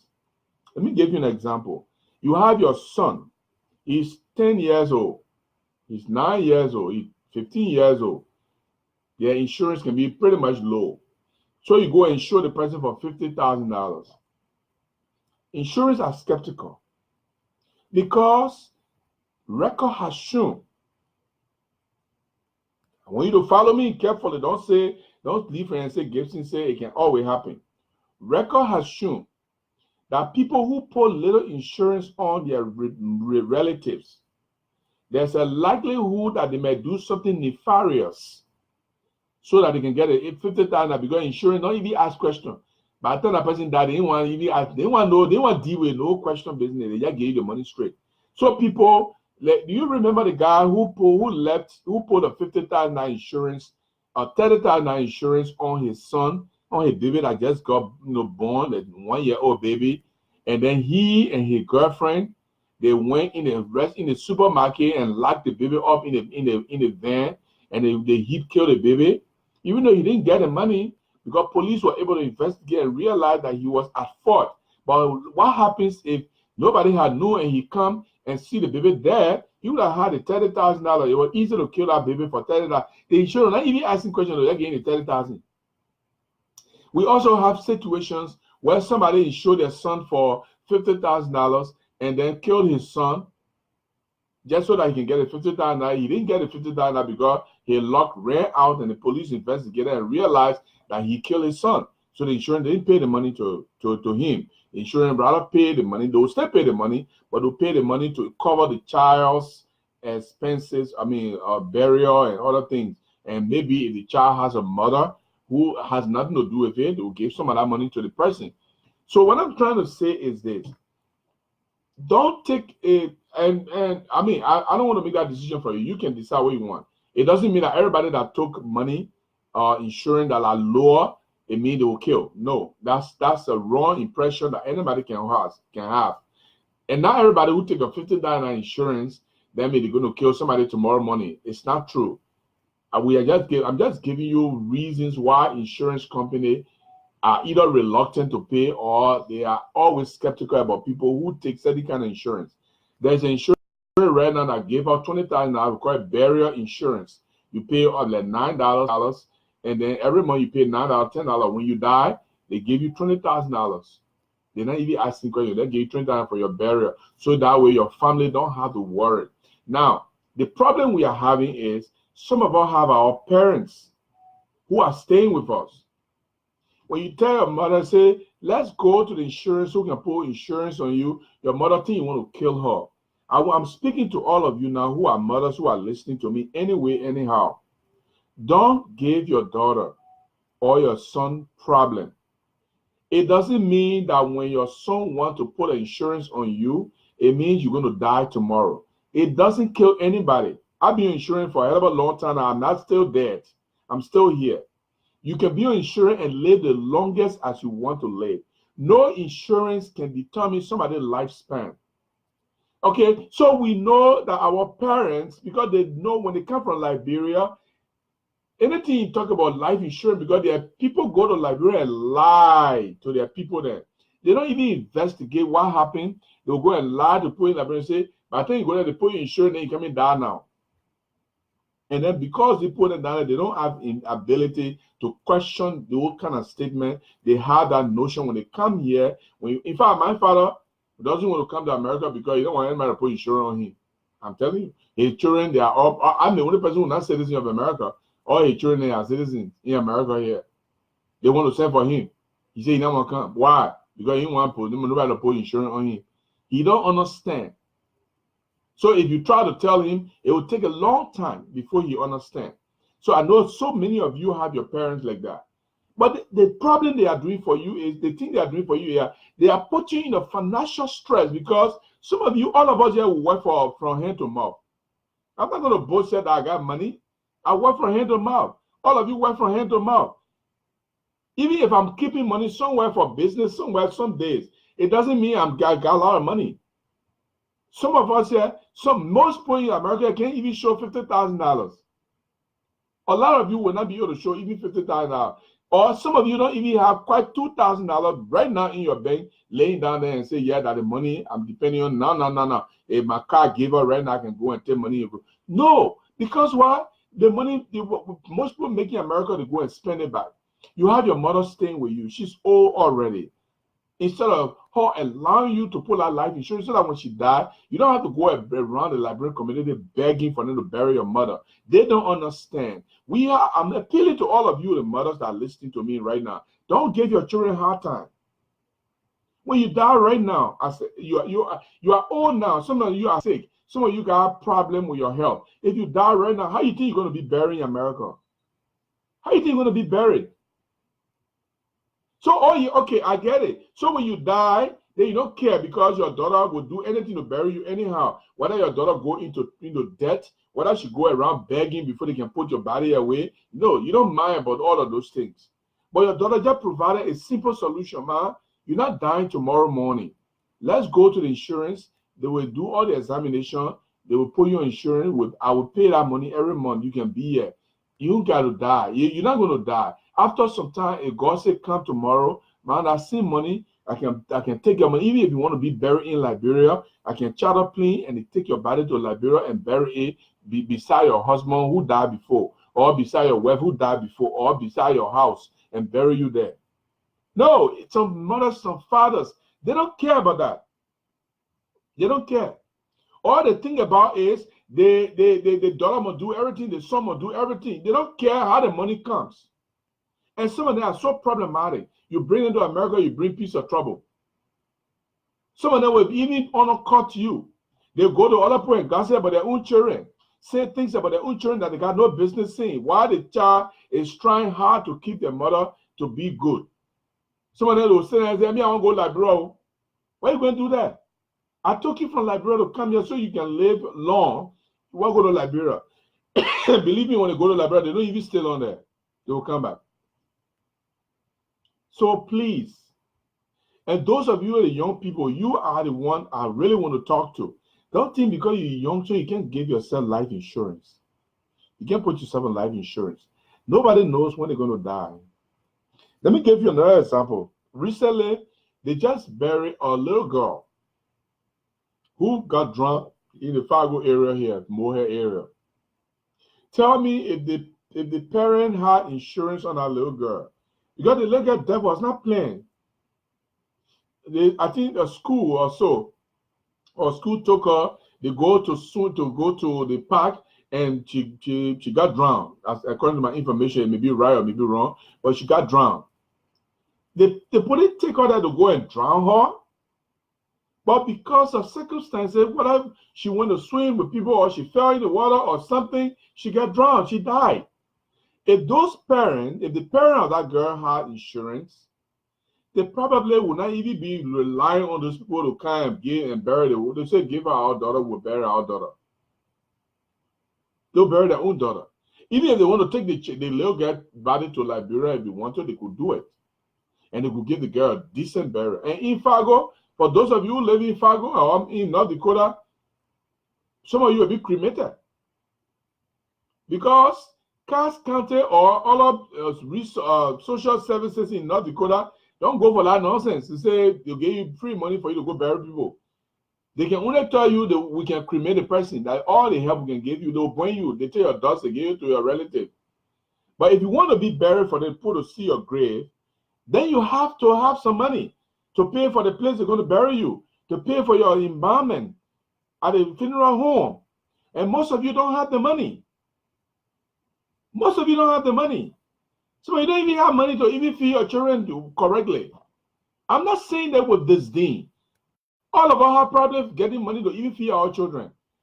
Our children can eat more than us. Put cereal, you can buy 4, 5, 7, maybe 10 some people. They got plenty of children that they can buy up to 15 packs of cereal. Those children will eat it in one week time. So you don't have money. Like I don't have money. Everybody don't have money. So why don't you make a space for yourself? Go to the find an insurance company and say, look, insure my life. When I die tomorrow, when I can no longer be around to help my children to go to school, the money from my insurance, my life insurance, will be able to help my children to go to school. That's what people do. That's what all the white people around here do. All the white people you see around here, most of them are insured, my people. Most of the white people you see around here, children. I got friends, I got people who I work with, my classmates. Most of them, they tell me the same thing. Well, heck yes, I got insurance. Someone will tell you, say, I'm paying $10 because they are young people. They are healthy. Someone you pay $7. Someone they pay $15. And the men pay more than the women. My wife pay less than I pay for insurance because I'm overweight sometimes. So my weight will determine how much I pay. Although I'm healthy for now, they don't have any help. I don't have any health problem besides my pressure, which is another determining factor to carry your insurance payment up. Those of you who don't have pressure yet, you have the ability to pay less But when you start developing hypertension, if you have hypertension, if you have high blood pressure, like I do, which is, I'm taking medication, is under control. But if I don't have medication, I will be dead in no time. And if you're taking medication, because of that, you are prone to die anytime. Some people overlook their medication and die from hypertension. What I'm trying to tell you my secret life, just to explain to you that you need a life insurance. Why you don't have high blood pressure yet, go and get life insurance for yourself. You will pay less and keep paying. They got terms. They got terms. Some of them that forever, some of them that terms. We took terms, 20 years. After 20 years, you renew it and pay a little bit more. You pay a little bit more after 20 years of my life. Add 20 years to what I am now, definitely I'll be older. But guess what? By the time in my 20 years, I will be at my retirement age in America, and my retirement benefit can pay for my insurance. That's the whole idea of it. In 20 years from now, I'm supposed to be retiring when I'm 67. So I'll be retiring maybe 2 or 4 or 3 years early of the 20 years. So the 20 years will still be there, but I'll still be receiving my retirement benefit because I have worked enough in America and got my 4 retirement years covered. I already have my 40 points. That's another thing I need to tell some of you. You have to reach 40 points to be able to get your full retirement benefits. I will tell you about that. It's a law. They call it not elders law, but retirement, old age retirement, and all of that. It's a law by itself. And people who find themselves in that arena, they benefit from that. I will tell you people about that in another time. I don't want to complicate anything right now. So I already have my full retirement. I'm just working now. But I can't, right now, I leave job now. I just wait until 67. Why would I want to do that anyways? But if I just don't want to work anymore, I just sit down right now. If I retire, I will get my full retirement benefit. And while I'm retired, I can go and work somewhere and get money, and I'll still get my retirement benefit. It's different from Medicaid, Medicare. It's different from Medicaid. It's different from Medicaid, and it's different from Medicare. So Medicaid, you have to earn certain amount. If you make more than that, they're going to take away that money. They're going to deduct it from your money. It's not like retirement benefit. The old age retirement, you can make, if I retire now, I'm making not less than $1,500. If I retire right now, based on my full retirement earnings, I've already earned it. I've got my 40 point already. I'll tell you how you get your 40 point, but not today. So if you don't have high blood pressure right now, you are in the best position to get your life insurance. Don't overlook it. When people tell you to get a life insurance, you think they've overlooked it. Nobody knows when they can die. The life we live these days, they are very, very troubling. And you help your people to bury your children. You help your children to bury you easily without trouble, without going to beg the Liberian community people to contribute $25, $10. And that's what I don't like. I see all the time people die when they come to me are reluctant, but I still pay though. Sometimes $50. My wife myself will pay $100. Sometimes we'll pay $50.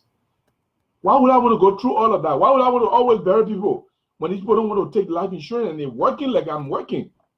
Why would I take an action to get a life insurance and they don't want to do that? And then every time people die, they come to me, I pay $50 for myself, I pay $50 for my wife, I pay $25 for myself, I pay $25 for my wife. I'm not complaining that I'm paying this money, but why don't they be wise enough to take the life insurance that when they die, we wouldn't have to go through all of that. Somebody would just go and take that money from the insurance, pay for their funeral, everything, their burial, everything, and we just pay small money for us to go and have the repast.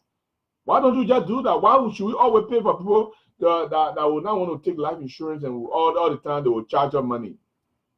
I guess it sounds mean to you, right? It's not mean.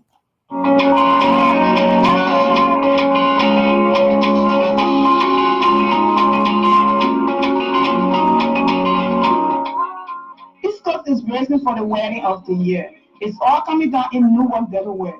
It will be explosive and extravaganza. I don't quite follow. Well, let me bring you to speed. The queen herself is tying the knot. I'm talking about Agostina Meyer. She is availing herself to a very lucky man. Got it. That lucky man is John Lincoln. He's walking Augustina through the eye. It promises to be a jaw-dropping. The association president Augustine Meyer will give his daughter's hand. He will leave family members, friends, well-wishers, and grandchildren to grace the occasion. But that's not all. Guests are coming from all over the world. I dare miss this wedding. You said it right. On Thursday, August 2nd, the bride lady will treat Queen Agostina Meyer to a fabulous bridal shower that will take place at 5 p.m. Eastern Time at 7200 Grover Avenue in Philadelphia. Then on Saturday, August 4th, the big moment arrives.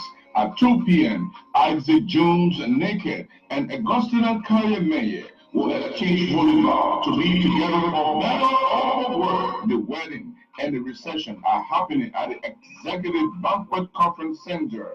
Attendance is by RSVP. Agostina and Isaac's wedding will be grand. Tell the way we say you. I want to say thanks to all of you who are logged onto the FM or who are logged onto the website or the Facebook page to listen.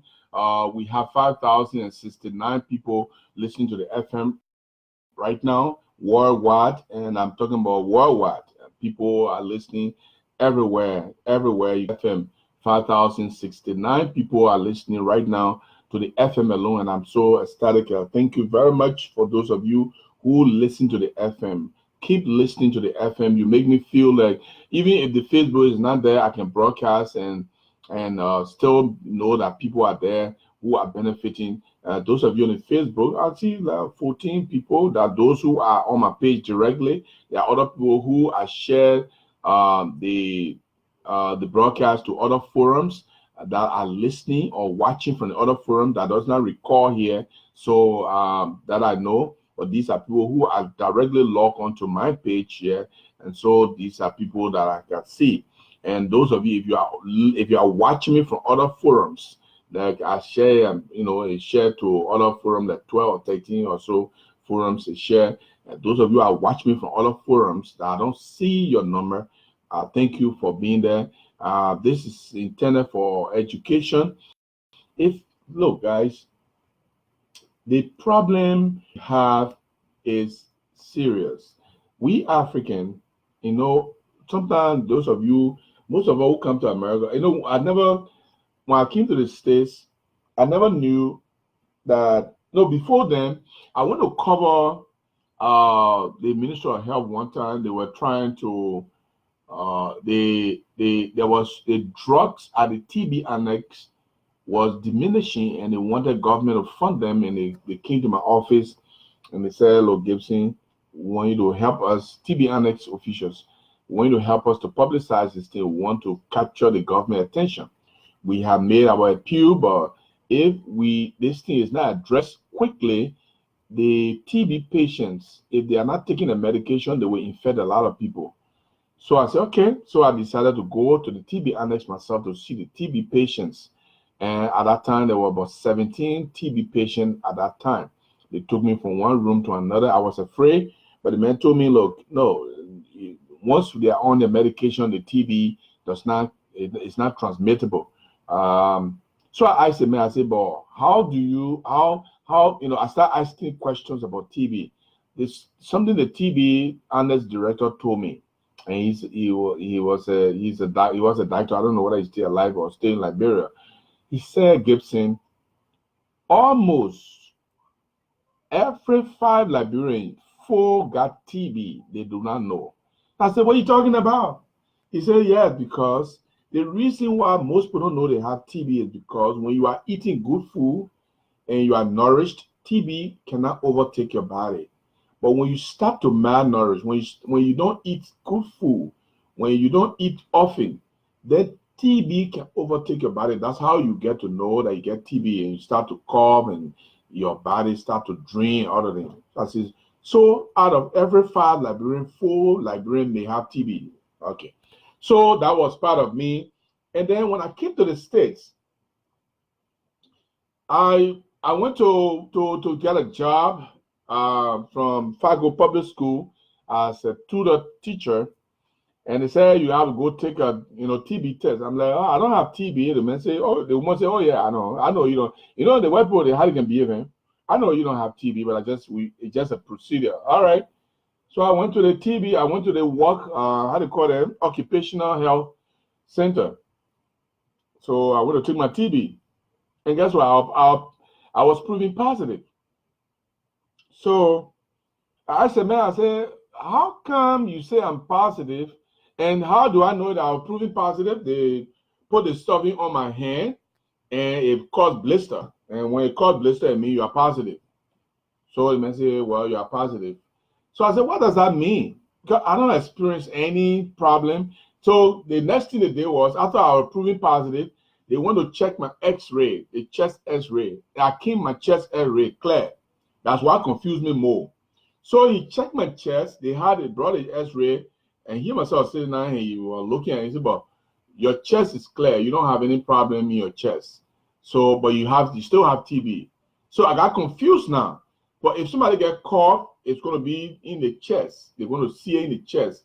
If your TB is grave, you're going to see it in the chest. I said, but how you say my chest is clear? I don't have cough. I don't have nothing in my chest. And you still say I'm TB positive. He said there are two ways you can be positive. You can be actually active positive, and you can be made a latent positive. The latent positive is you got TB, but now it can't infect anybody. It's just part of your body.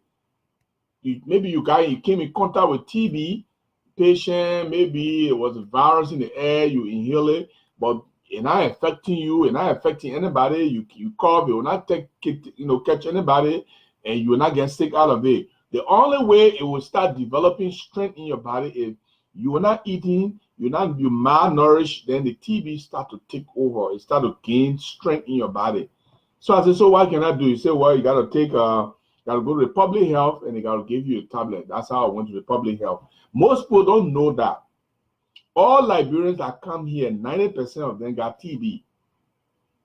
So if you don't know, and I'm saying this with honesty, most people that come to America, they are already sick before they come to America. And some, when they come, they are afraid to even go to the hospital for the doctor not to tell them. I knew a few people, some social services people.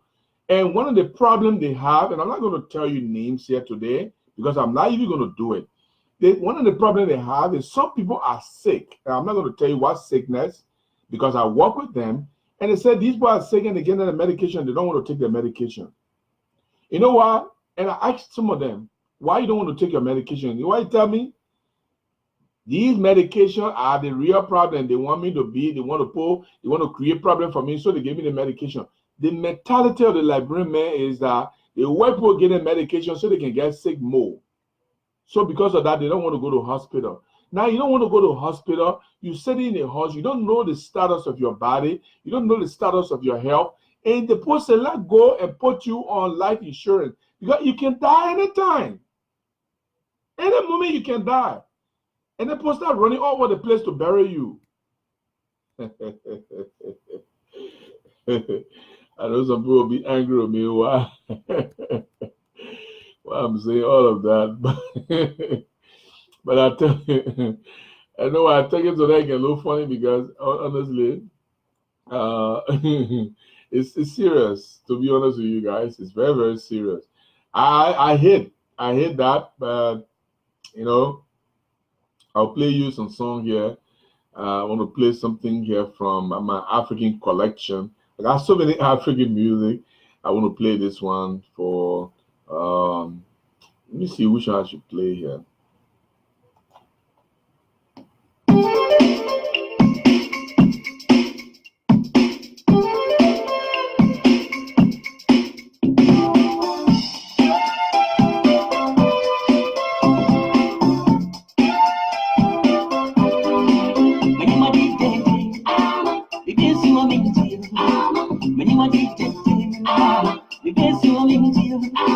When you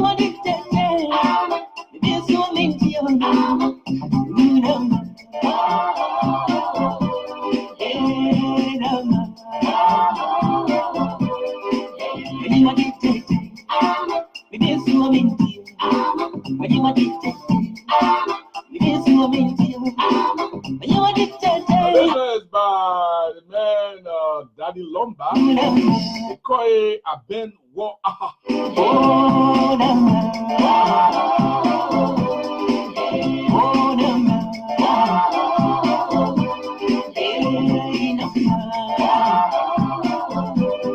Let me sit down here and aim and comment on these things. So finally, I just want to say here, on the issue of people not knowing their health condition. And you know, when I'm in Liberia, you want to ask me how many times I went to the hospital? Maybe if I could just count from the day I lived in Liberia, I never got sick and be taken to the hospital bodily. No, I never did. But for me to go to hospital on my own, I'm sick and something is on me, I went to hospital on my own. I can't remember quite 3. And every time I went to the hospital, there was something that drove me to the hospital. It was gonorrhea. Or I had serious headache. Those are the 2 things that took me to. The first time I ever went to the hospital, I had gonorrhea. Somebody shot me. I can't stand it because I'm too allergic to it. My own, suppose we can take 3 days, my own. One day, the next day, I can't make it again. I had to go to the hospital. And the woman who gave me injection that day, I wish that woman never practiced to be a nurse anymore in her whole life. The woman gave me the injection, my whole right foot, it got almost paralyzed. I lied down for 1 hour. I didn't know whether I was on the bed or I was on the floor or I was in heaven or in darkness. I didn't know. I completely lost in my consciousness. I lied down there for 1 hour. Now, I thought the woman had antidotes to the thing, and the money having an antidote, you know what she did? She made cool water to bring it for me to drink it. I don't like to talk about that thing. Because every time I talk about that thing, I just feel I should see that woman today and sue her for whatever she did, even though I will not win the case. Statutory limitation. What am I saying here? Most of you in Liberia, before coming to America, you are never going to hospital to check your own self. I came to America. Every year I check myself, called physical. I do my physical every year. In fact, my physical time is getting closer again. Every year in March, I go to do my physical. They check every part of my body to know what is wrong with me. So when I sit down and I tell you, say, I don't have this, I am sure of it. When the last time I two physical behind.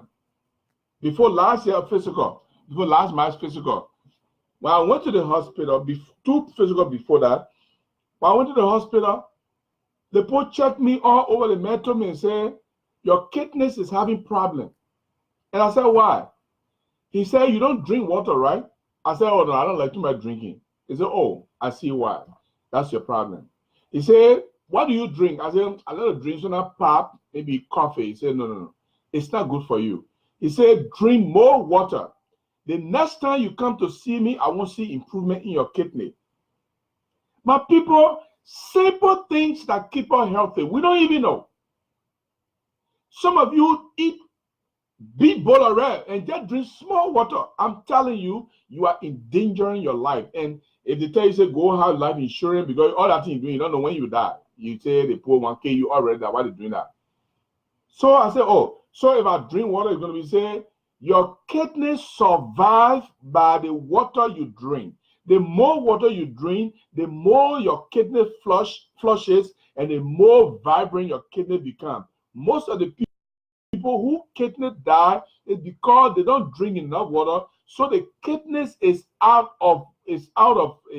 gets out of, and then it dies one by one. And then sometimes there's something called dialysis. Those of you who don't know what they call dialysis, in Liberia, when somebody gets puffer, they say they put water in the person. Man of my uncle died from it. And they say the man had a shop in Ivory Coast, so they say they have vulnerable water in your body. The man just getting puffer. Why? Because you can't go pee. You don't go pee by yourself because your kidney is not dispelling the waste out of your system. So the water you drink After the body use the water, the body cannot dispel the water because the kidney is not functioning properly. So the water remain in your body. Then it make you puffer. Then when people put their finger like this, their finger go all the way in your skin. You're not healthy. You are dying slowly. In America, what they do, they call it dialysis.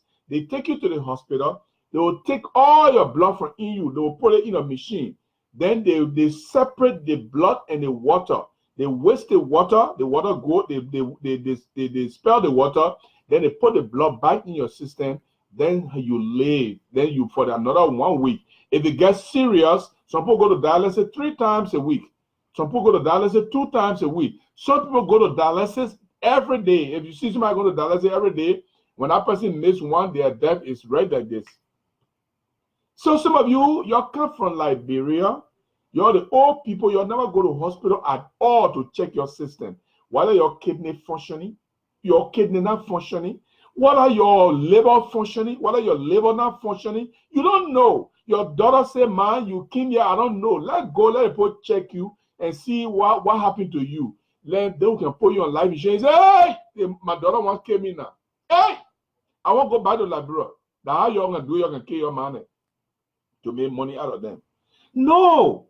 They don't want to make money out of you because say you're born here, never you go to hospital. So even the young people in Liberia, they don't even go to hospital. They would have, most of the girls in Liberia, I'm sorry if I'm wrong. Most of the girls in Liberia, most of the girls I knew, they wouldn't go to hospital when they want to go abort their babies. I know plenty of women in Liberia, they don't go to hospital. The only time you see in the hospital, they meet the pregnant and they went for the doctor to take a lot better. So how you think you know how your health look like? So let me tell you now, after I came, my bottle of water, now I should my bottle of water is big like this. My bottle of water that I can carry to work. Every day, I make sure I drink enough water. When I went back for my physical, you know what the man told me? He even said, oh, me checking me, as soon as he said, oh, your kidney is perfect. The only thing you need to do now, stay on your pressure medication and you're good. So right now I can jump up, I'm good. But I get pressure. So I always take my pressure medication. Because that's another thing that can kill people quickly. Our old people don't know they even have pressure. I was in Liberia, I didn't know I had pressure. You know what I used to do? And it's for all of you, the guys that are left in Liberia, you must say you should do it together. I want to tell you now, because you come to America, you have not changed your attitude yet. I will be honest with you people because these are things that I did and they were mistakes and I don't want any of you to do it. So I go to the club there, I get a girlfriend with me, right? And my wife could be listening. My wife knows that I do these things. So she's aware. Don't go tell my wife, say your man are talking about one boyfriend, girlfriend, Bennett. She will not listen to you because you know that's what I do. So I get one girl with me already. So we're going to go to the hotel. You know what I do? I buy Red Bull. I buy Stout. I mix it and drink it. It make you strong. It make you strong. It make you energetic. It make you go for long. But guess what it did to me? That thing was breaking down. That the thing that created my pressure today. I never had pressure. One day I was in a hotel with a girl. And I felt a sharp pain in my chest. And I just fell off from the girl and I lied down. And I couldn't talk. I couldn't even shake any of my body. And the girl was so afraid. And she said, so what happened to you? I can't talk. And I sat there. I stayed there. She don't know anything what to do. She not nurse. She not know first aid person. She nothing. She know CPR. And I was just there lying down. I couldn't even know what was happening to me. But I could feel the sharp pain in my head, in my chest, and I couldn't breathe normally. And I just lied down there on my back naked. And I just lied down and the girl there, she just treated me. Casey, what happened to you? Casey, what happened to you? What do you want me to do? What do you want me to do? I can't talk. And luckily for me, I came to myself. I came through. When I came through, I said, look, I said something happening to my heart. I didn't even know that I have blood pressure. I'm telling you something today. I didn't even know. I'm telling you this thing because Most of us do this thing without knowing what we are doing to ourselves. Most of us do these things and think we don't know what we are doing to ourselves until somebody dies. Hey man, that young man, my man. Suppose I'm going to die in a hotel that day. Just imagine if I'm going to die in a hotel. Oh, one journalist came, he died in a hotel with a woman here. My niece spoiled for life. Stigma. My children. That man who get woman in the whole. If I would get they get out, who get out, who get. They will say that prostitute I came in the hotel. Some people not even know the story. They will explain the way they want to explain it. So I've developed, because I was doing that thing every day. It was not good for my pressure. It was activating my blood. My blood was pumping. You know, Stout and Red Bull. Red Bull is an energy drink. Stout is also, and it has too much of energy stuff in it. And then I put two of them together and drinking it. So it was activating my blood pressure. Activating. I didn't know I had a serious blood pressure. When I came to the States and I went to the hospital, two things the doctor did. My first hospital, I went to Washington, D.C. As soon as I arrived in the hospital, they ran my pressure. The man said, "What? Are you living?" Guess what I had? I had 275 over 150. I can never forget that pressure. I always mention it when I'm talking about pressure. 275 over 150. The man said you should be dead by now. I don't even know how you're living. Those of you who are nurses, those of you who took CPR, you know, who took all the things, and you know what I'm talking about. 275 over 150. The man thought I was dead. The man said you should be dead. I'm surprised you're alive. I said, what? Because I even got an idea. I know people do blood pressure. Those nurses from TNIMA, they used to go around and test people blood pressure. Oh, your blood pressure high. I did that thing. I didn't even know what I was doing. It was not even effectual. It was there at phone. I get in there, $10, like $10, they went. It was not even effectual. I didn't even take it serious. Then it became dawn to me. I said, if the doctor can say this, it means my life is in danger. Guess what? I didn't even take that doctor serious. They gave me medication, this and that. I took it. I didn't even know what kind of blood pressure medicine they gave me that time. When it finished, I didn't bother again to go back some more. I moved on to North Dakota. My blood, I went to work. My hair was pumping. And that's the sound of blood pressure. I start feeling a little squeaky and weaky, whiny, with something kind of, peeing in my chest. And I realized now I know what it does now, what pressure looks like now. So we had our nurse, and I was a manager for the place, for the group room. I'm manager there. I'm there training people how to take care of their body, training people how to take care of the client, how to monitor the client pressure, and I even monitor my own pressure. That's how bad it can be if you don't have time for something. As manager, I got almost like 9 staff with me, employed, teaching them every day how to take people pressure, how to take care of the client, make sure you monitor the pressure. I want to see it marked down every day in the book. When I come, I check their medical record to know who all pressure they took. If you don't take any of that pressure, to know, I want to see it at the lowest level, the acceptable level. I monitor my own pressure. The nurse are there. I told her, I said, my head is aching and I have a sharp pain. But she said, Gibson, have you checked your pressure recently? I said, no. She brought it, the pressure on it. They put on my hand. They go, look, how much I got? I got 130 over 185. They must say, but your pressure is too high, Gibson. You need to go to the hospital. She said, Gibson, you could kill yourself. How can you be telling people to take pressure for the clients and you don't check your own pressure? And we laugh about it. But guess what? I was planning for me to get out of that place. So I got out of that place. The next day I went to the hospital. From that time, I don't play with my pressure. I don't play with my physical. Some of you been in America for 10 years. You never even do your physical one day. You don't even know when you're going to die. You don't know your health situation, whether your kidney is giving up because you don't drink too much water, Whether your liver is giving up because you drink too much caffeine, whether you drink too much pop and the Coke, especially Coke, and all of the hydraulic liquor or drinks, whether you don't know. You don't know whether you have cancer in your stomach. Now, September, I'm going to do my prostate test to see whether in my stomach I got anything they call prostate cancer. That's what I'm going to do in September. Some of you are afraid of even do your test. Now, am I afraid? Oh, yeah, I'm concerned. If because they announce that Gibson get prostate cancer, you know what that means. I'll be worried, but I'll still make it. I will still survive. I'm not scared of death. So that's one good thing. But I'm telling you, people, we have to take yourself to the hospital to check. Now, those of you now, you don't know your style. You never go to the hospital. You think you're healthy. Some of you young boys, y'all take these Viagra. I know somebody who does not have sex without using what they call, how they call it here? Rack. They call it rack.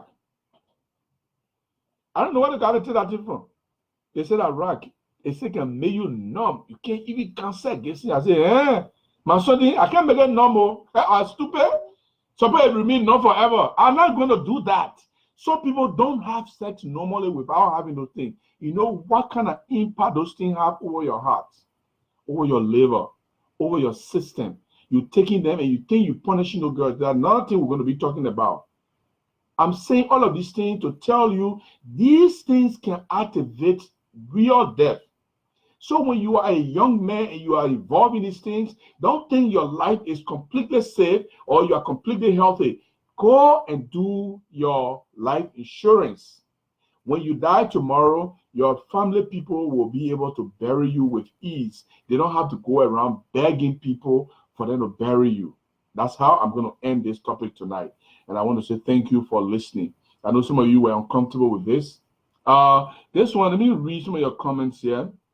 Oh, Sir Joseph one, I want to talk about it, but it'll be tomorrow. And then Nora said, wow, I don't know what that was. She's laughing. Haha, Gibson, that's true. Thank you.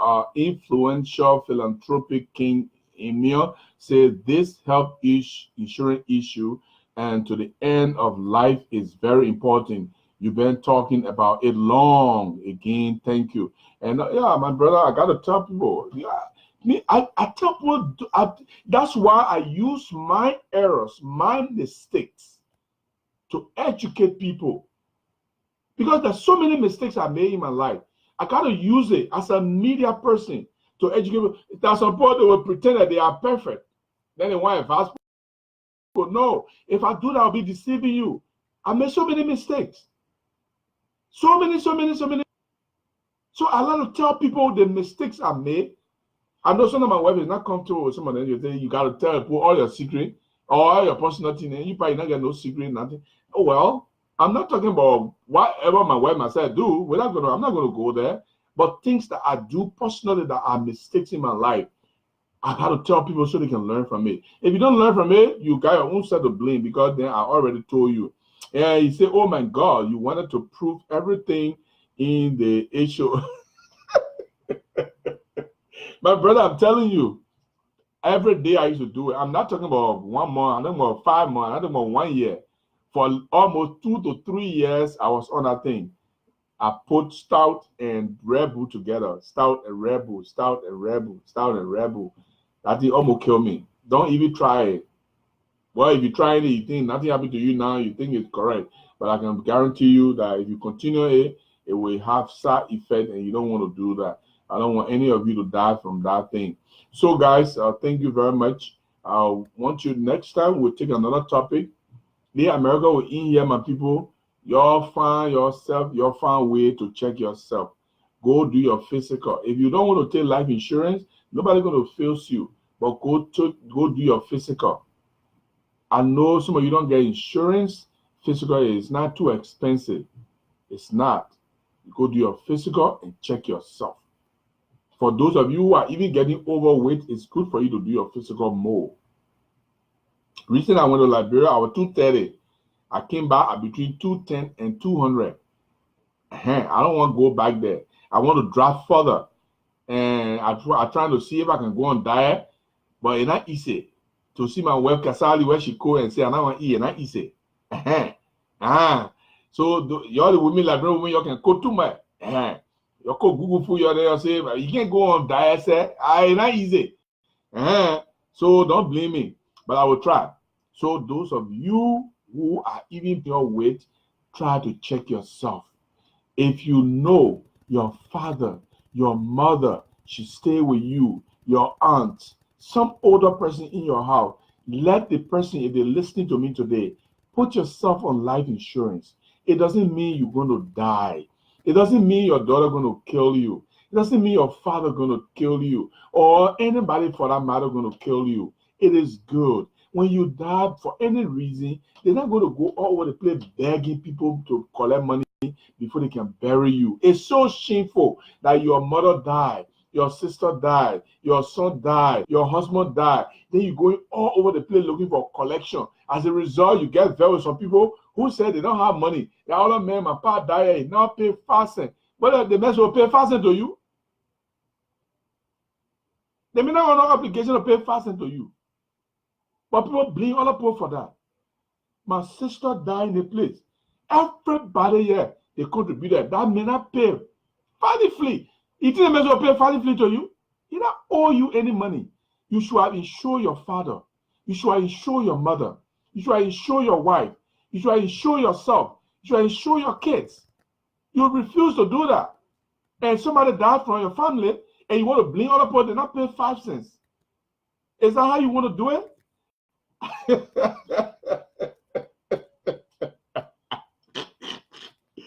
Oh, Jesus Christ. I hear people say that all the time. My mom died. That man, you know, he even said, Father, I said, I mean, he said it. Insure your mother. Tell your mother, man, I don't get money when you die tomorrow. I don't know how to bury you. So the people are not going to be to be begging them. You're not going to die by insurance. I've been insured forever. I never die yet. I don't have interest in dying right now. My wife, myself, we're insured. Nobody killing their friend. We go to Liberian, come back in peace. Nobody get that. Okay? So those of you who are in a habit of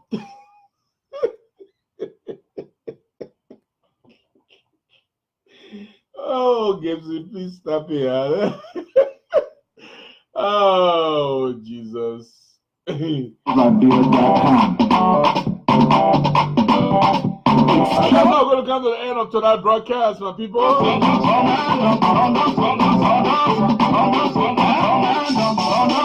5,069 people listening to the FM. That's a great number. I'm happy that is it.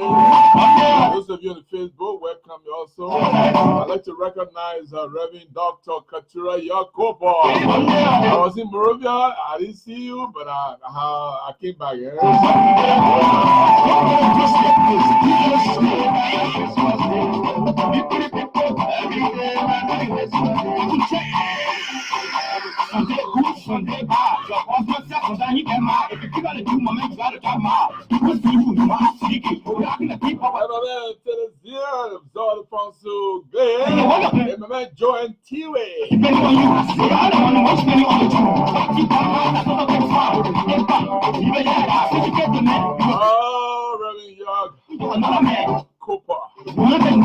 Good woman. I didn't know her Barkley. What are you laughing for, man? All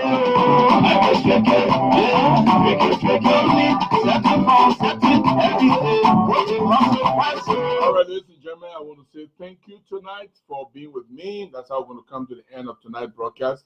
I little bit going to do some stuff, and I will not be able to reach 7 o'clock tonight. We've been here since 3:30, 4 o'clock, and it's about 6:28 on my side. That's about 2 hours and 34 minutes we've been here broadcasting. We could have gone longer than that, but tonight, but for those on the Facebook now, but those of you who are on the radio, I got on non-stop musical for you. I'll be here, but there'll be no talking, and I will play you all the songs I want to play you for you. So if you want to listen to the FM, I will come back later. I will do some talking later, but right now I will play on non-stop musical for those on the FM. Okay, and if you want to listen to the FM, I already pasted it on there, and you can go to the FM. You can go to my website, Group 106 FM, and listen to the FM and listen to music. It's a mixture of different music, African, different African, Ivory Coast, Nigeria, Ghana, Liberia. Put everything together on one. Oldies, goodies, newies, oldies, anything you think about, everything in that one. That's about 500 songs I put in one place, and they can play from now until tomorrow. I mean, but I will be here, and I'll come back on to say something for those of you who are on the FM. So don't go away, stay right there. And to just get started, this is how we're going to get started this evening. Don't know which way tearing up the tail. You can hold it down, but you can't hold it hard. In the net, I can feel walk on, walking home. Put it up, walk on, walking home. I want to say thank you for those of you on Facebook. It's my exit time now. I'll say bye-bye tonight.